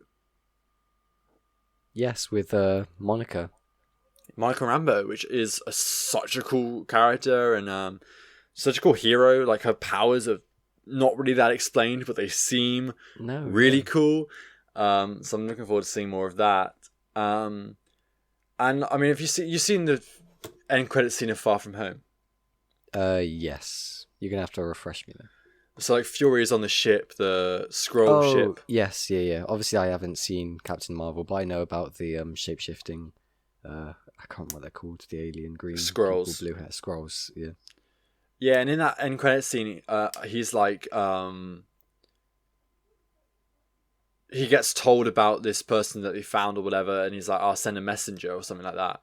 Mm. And then who do we have at the end of WandaVision?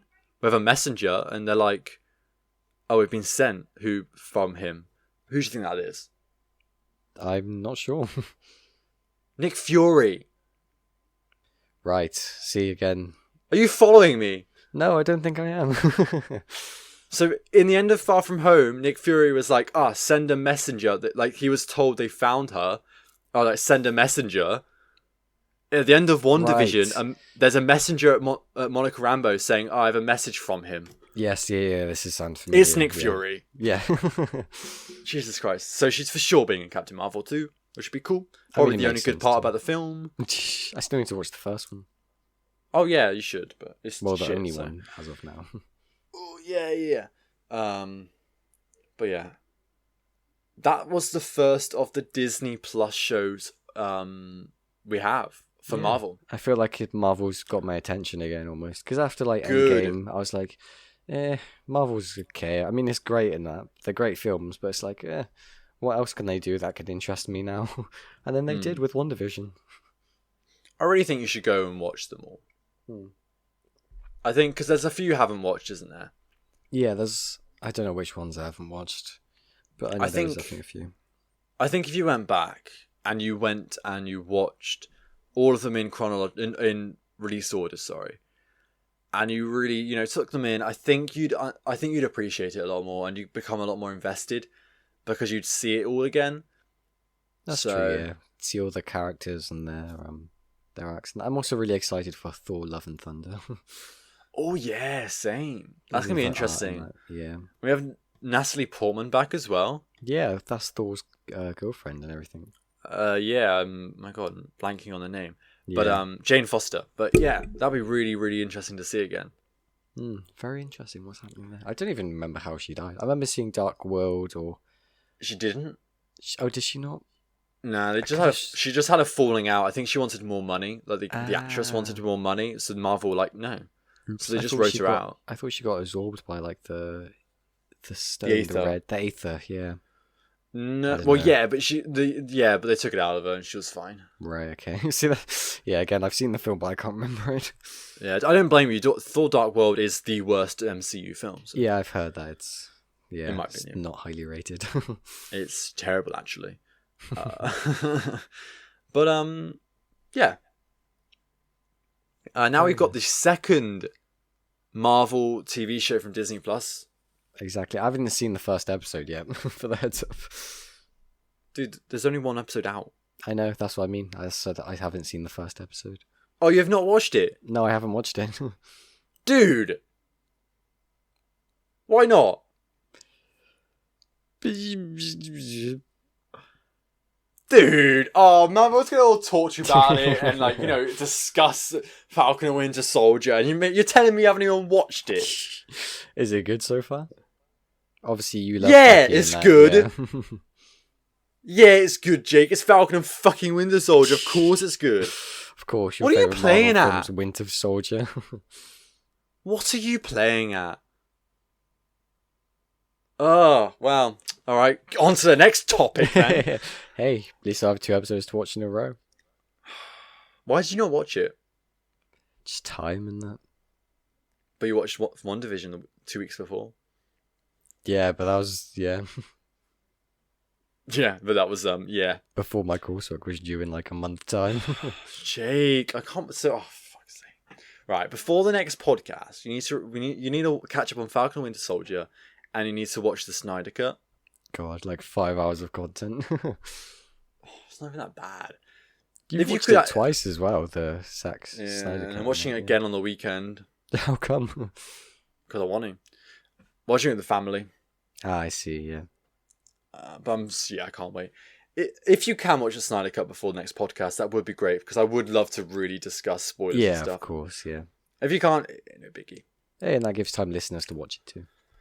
Anyway, yeah. So I guess we've got to skip over the Falcon and Winter Soldier topic. Sorry, guys. I didn't realize Jake was so unprofessional. We didn't even get prepared with all the stuff that's been happening. No, God, I'm so behind on these. I thought you'd have watched it because it's a Marvel show. Yeah, but I don't know. I don't find the characters as interesting as WandaVision because it's like nothing. I mean, yeah, it's more Marvel, isn't it? Fighting, action, and that. Nah, it was good. Nah, there's so much more than just action. That's again why I liked WandaVision so much, because it was different, It was more different. Story and characters rather than action. But yeah, to be fair, I haven't seen it, so...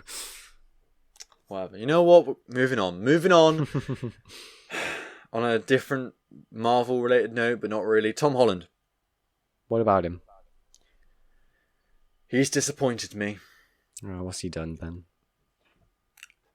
I forgot to get the interview up. Let's see, who's unprofessional now? God.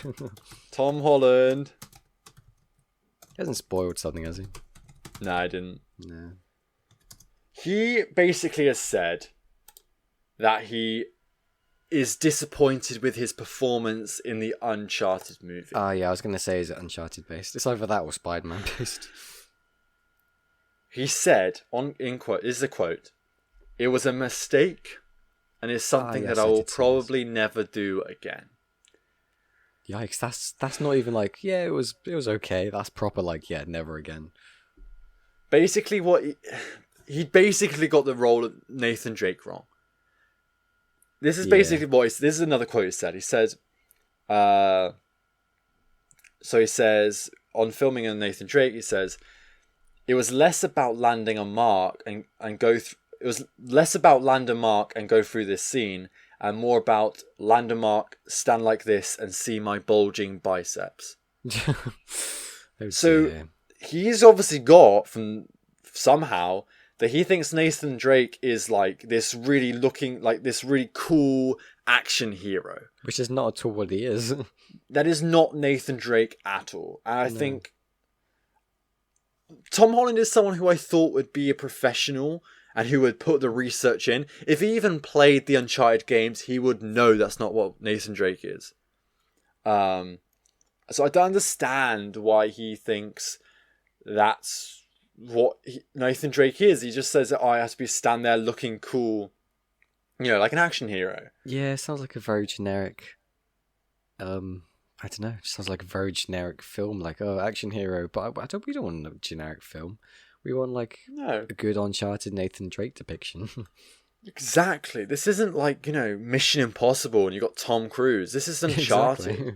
Nathan Drake is like this such rich character with so much backstory and so much character, and man, it's gonna be a shame if we get this Uncharted film and it really is just like Tom Holland film.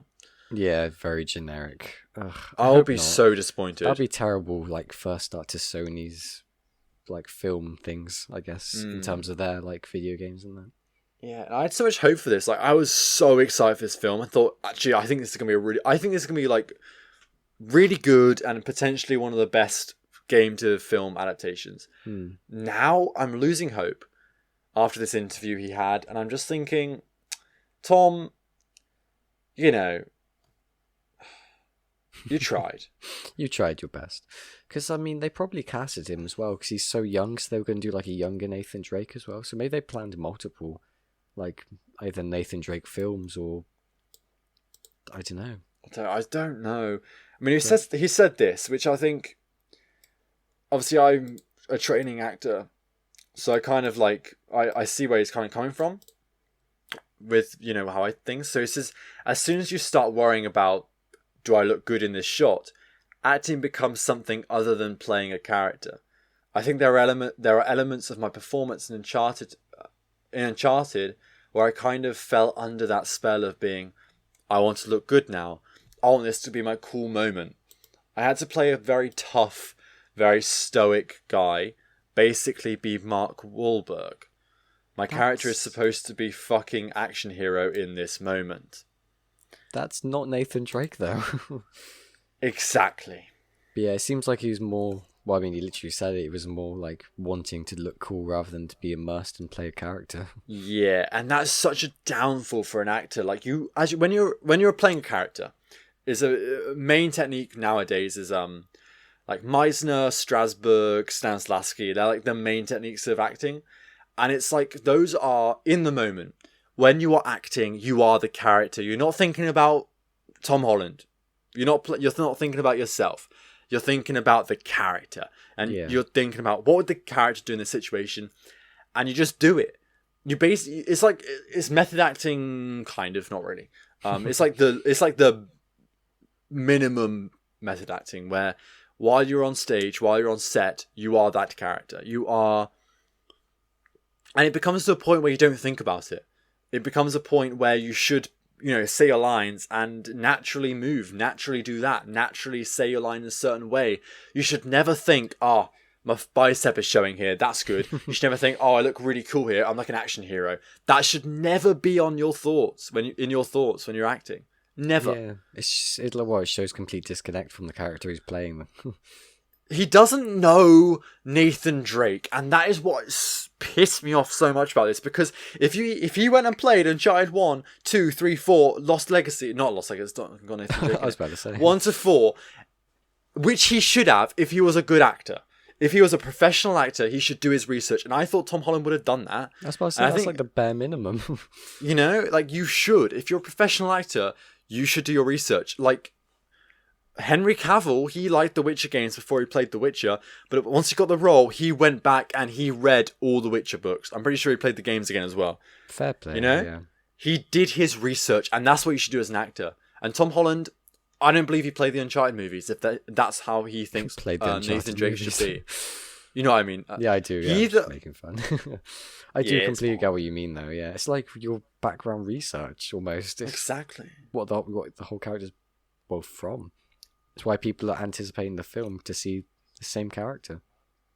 Mm-hmm. He either didn't play it, or he just completely He interpreted the character completely wrong. Yeah. Which I don't get, because the character is portrayed incredibly in the games.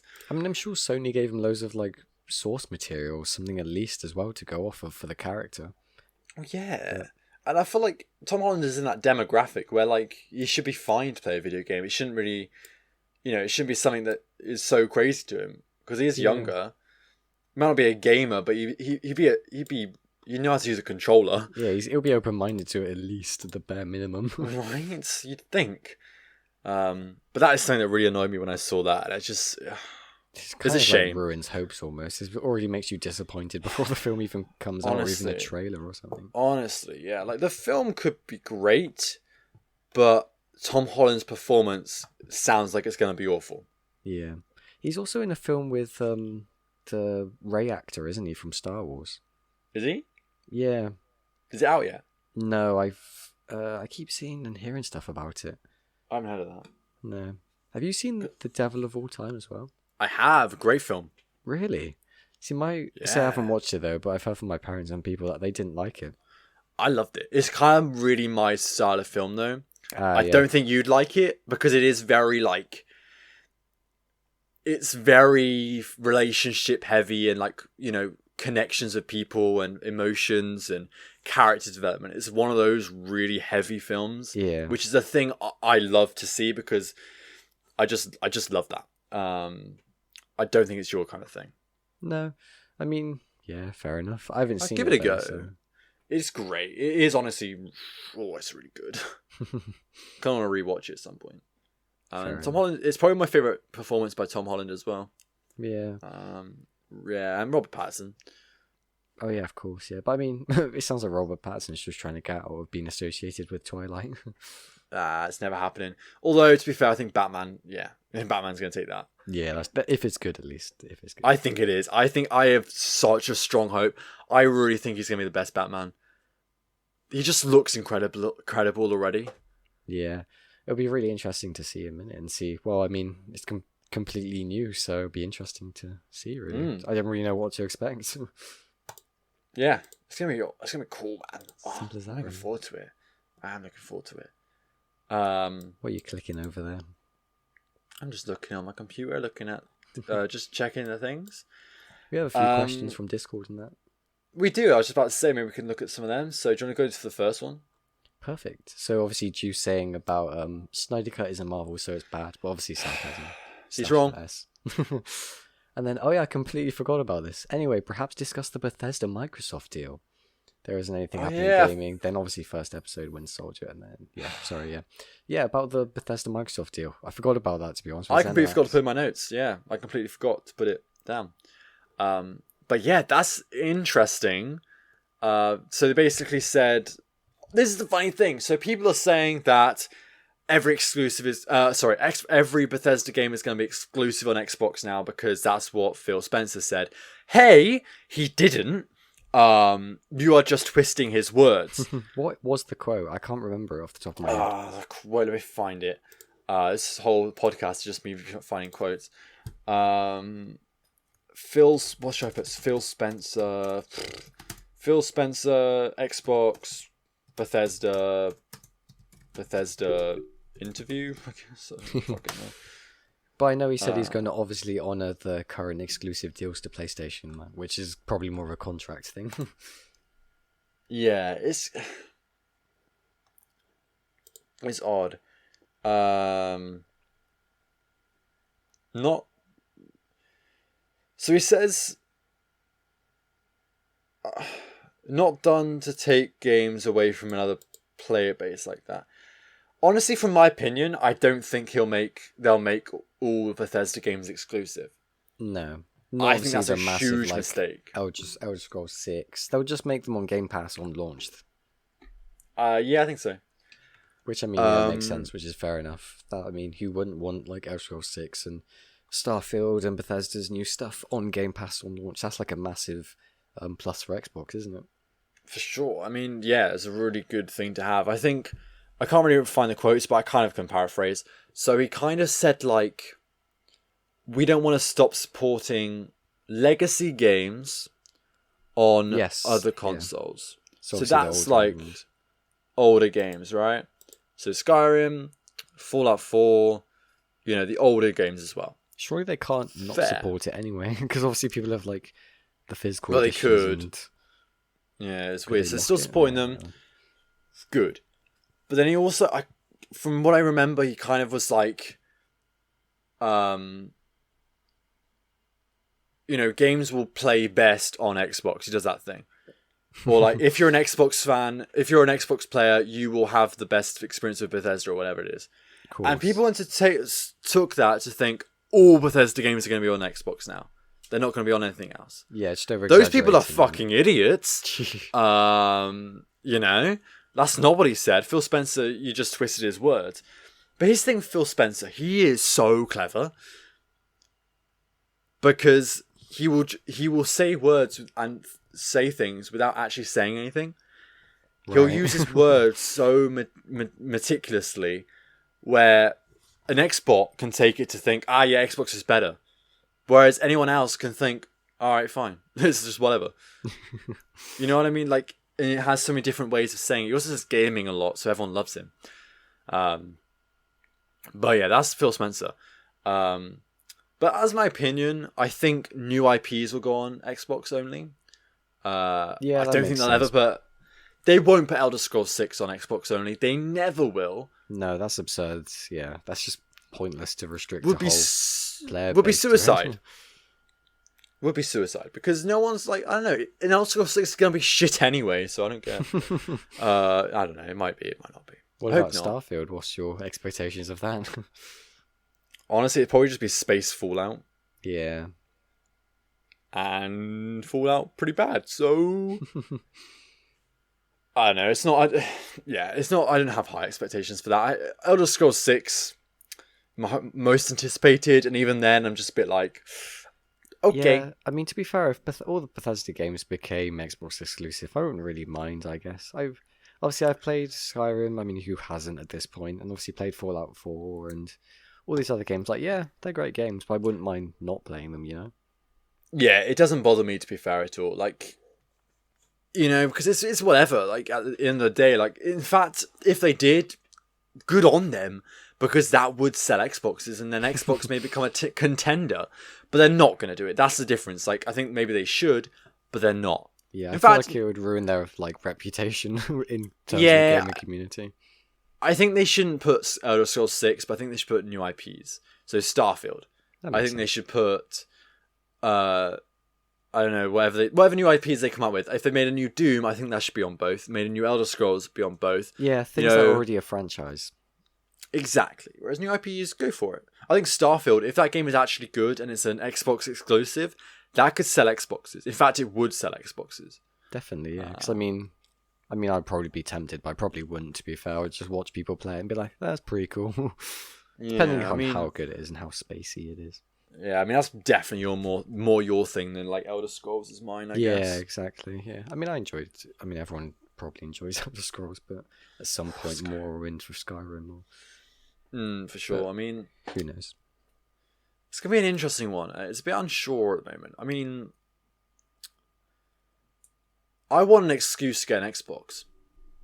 Well, I mean, you're saying about Fable 3, aren't you? That's Fable 4. Like Fable 4, sorry. That's like the only reason you would get one, isn't it? I think that I think when that comes out, I'll probably get it with an Xbox Series X or something. Bundled, But I want more excuses. I want an excuse to get it earlier. You just want to, come on, Xbox, do something good, you know? Yeah. Like, at this point, I'm honestly considering getting one just to play Assassin's Creed. Jesus. Like the original, like the first Assassin's Creed. Yeah, because obviously it's still in your library and everything, isn't it? Yeah, I want to play it. But no, I won't get it. It's an expensive Assassin's Creed machine. Yeah, 500 quid, yeah, boy. But yeah, I can't wait. I do actually want to get a Series X eventually because I like having all the consoles. But I want an excuse. I want Fable to come out. I want Fable to be incredible. Honestly, I can't wait for Fable. I just want it, and I want good Bethesda games, and I want good whatever the fuck they're making, because Xbox just suck, and you need to get better. And this is all I'm trying to say right now. And yeah, we're not hating. We're just like, come on. No, we are. Oh well, I'm not. At least I'm just kind of disappointed, being like, come on, please do something. Yeah. I mean, even with oh dear, what's it called? Halo, Halo Infinite, and oh boy, release that title, could have guys. Been that. Didn't they delay it again to like next year? I think I've seen that. Yeah, they keep confirming that it is not an open world game, and they keep changing a bunch of stuff. And They have reworked it. I think it is. I think it's better than what we thought it was. I don't think it's open world anymore. People think it was going to be like a games for a service or something like that, wasn't it? Yeah, imagine. Oh my god, that would really be the downfall of Halo. For sure. The fall of Reach, the fall of the entire franchise. More like. It's gonna be an interesting one to see. What Halo becomes, and I wanted to play Halo. I've never really been into Halo. But I'd love Halo Infinite to come out and actually be incredible and make me buy it. That'd be brilliant. Please do that, Halo. I'd love that. Just give us something. But they won't. Please. No. They won't. But yeah. Do you want to read the next question? I mean, JuiceSauce also says, but of course, my real question, who are your top 10 AC YouTubers of all time? Top 10? Number 1 is That's D. a lot to fill. Number 1 is D. Number 2 is D. Number 3 is D. Number 4 is D. Number 5 is D. Number 6 is D. Number 7 is D. Number 8 is D. Number 9 is D. And number 10 is D. And number Which, by the way, is a guy in the community. If you don't know, you should follow his YouTube channel. He just uploaded his first ever Assassin's Creed video a few days ago. I think there's another one coming out today. You know, he just released little Assassin's Creed videos. So if you're interested in Assassin's Creed videos, go find his YouTube channel. I'm pretty sure it's called Daynux. I don't know. Go follow it. Great shout out. He's starting. It's early, but it's great so far. It's, you know, so go support the lad. Anyway, best AC YouTuber. And next one, Ben. Ben, you say. Okay, so there are 2 things in life you're going to be. You best believe this. Oh, he asked the Conversations this question. Yeah, I saw it on the general chat a couple of days ago as well. You're either going to be wet shit, or you're going to be dry shit. Dry shit, you could scratch that bastard off in a heartbeat. But wet shit will stick with you like a motherfucker. So what's it going to be? My friends and to an extent myself believe that I am the personification of wet shit. Ben, you are totally wet shit. You know this. We know this. You are wet shit. Jake. So. What's it going to be? What's it going to be? Can I just be like, I don't know, constipation or something? Just never even come out. I think that's like really dry shit, innit? Yeah, true. I mean... Yeah. I'm shit, so. You're both of them combined. I'm just shit. Best of both worlds. Best of both worlds. Where's that even from? It's like a Hannah Montana. No, I meant the question. The question is from Hannah Montana. I have no idea. Ben just asks it all the time, I swear. It's like a copy. Yeah. Oh, Ben. Bless you. Well, I like to think Jake is a bit of dry shit. I think Jake's dry shit. Hell yeah. I come and go as I please. Yeah, I think that's fair. You know, just whatever. Just, yeah, whatever. No hassle. No hassle. I think I'm a bit more wet than that. Jake, what do you think? Yeah, I gotta agree with you. Yeah, sure. And I'm a fucking wanker, so basically I'm a cunt. Hey, at least I'm self-aware. That grew exponentially. Joe McCormack, my favourite bro. Jake, do you want to read his question? Sure. Hey guys, hope you are doing well. Why, thank you, Joe. We are doing... We are doing well, Joe. Thank you. Yep, we are definitely doing. We're doing lots of wells right now. I love making wells. Hell yeah. Just down the road as well is Wells. Yeah, that's true. And also across the bridge there's Wales. So funny. Oh, God. Anyway, yes. Just wondering how you first got into gaming. I like this question. My grandpa got me into gaming when I was younger, as he loved Zelda series. And he got me started onto it. Always love hearing about how people got into gaming. I like this question. So do you want I like this question too. Yeah, I'll start too. So my parents aren't gamers. I don't have any gamers in the family. My parents played a bit of games when they were younger. Like played Tomb Raider. That was like their main favorite game, and a few other things, but not like crazy. You know what I mean? The first proper game I got into was when we got a family Wii. Because it was what everyone had back then. Yeah, exactly. We had a Wii. Everyone had a Wii. Everyone had a family Wii. And that's what really got me into gaming because, we had Mario Kart, we had New Super Mario Bros, Super Mario Galaxy, all the classics. And Wii Sports, sorry. And that is really where my love for gaming grew. I played Mario so fucking much. Loved Mario. It's one of my first games I played, so I have that connection. It's most people's first games. That all a classic Nintendo game, yeah.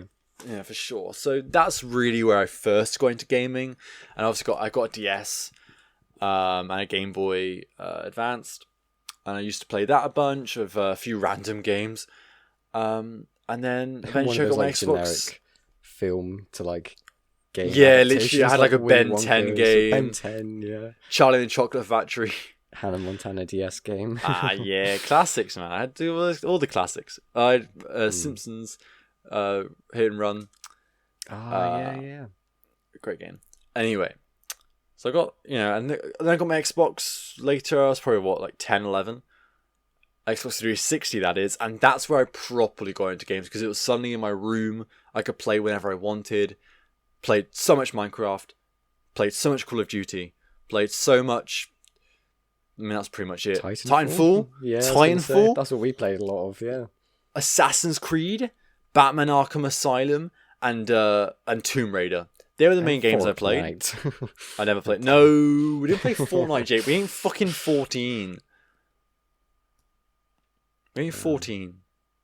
But yeah, that's how I got into gaming, and eventually obviously got later things. But Jake, what about you? Yeah, I mean, it was kind of the opposite, but my parents used to play a lot of games, and even my grandparents had a PS2, which they had Crash Bandicoot on, and Tomb Raider as well. So I feel like I whenever I went around their house, I used to play that. And then I used to play the PS2 in my parents' room, playing a Tekken game, I think it might have been. Like saying on the last podcast, this Shrek racing game, Harry Potter, Chamber of Secrets, PS2 game. Simpsons Hit and Run was the other one as well. Yeah. Kind of, because my parents used to love Splinter Cell.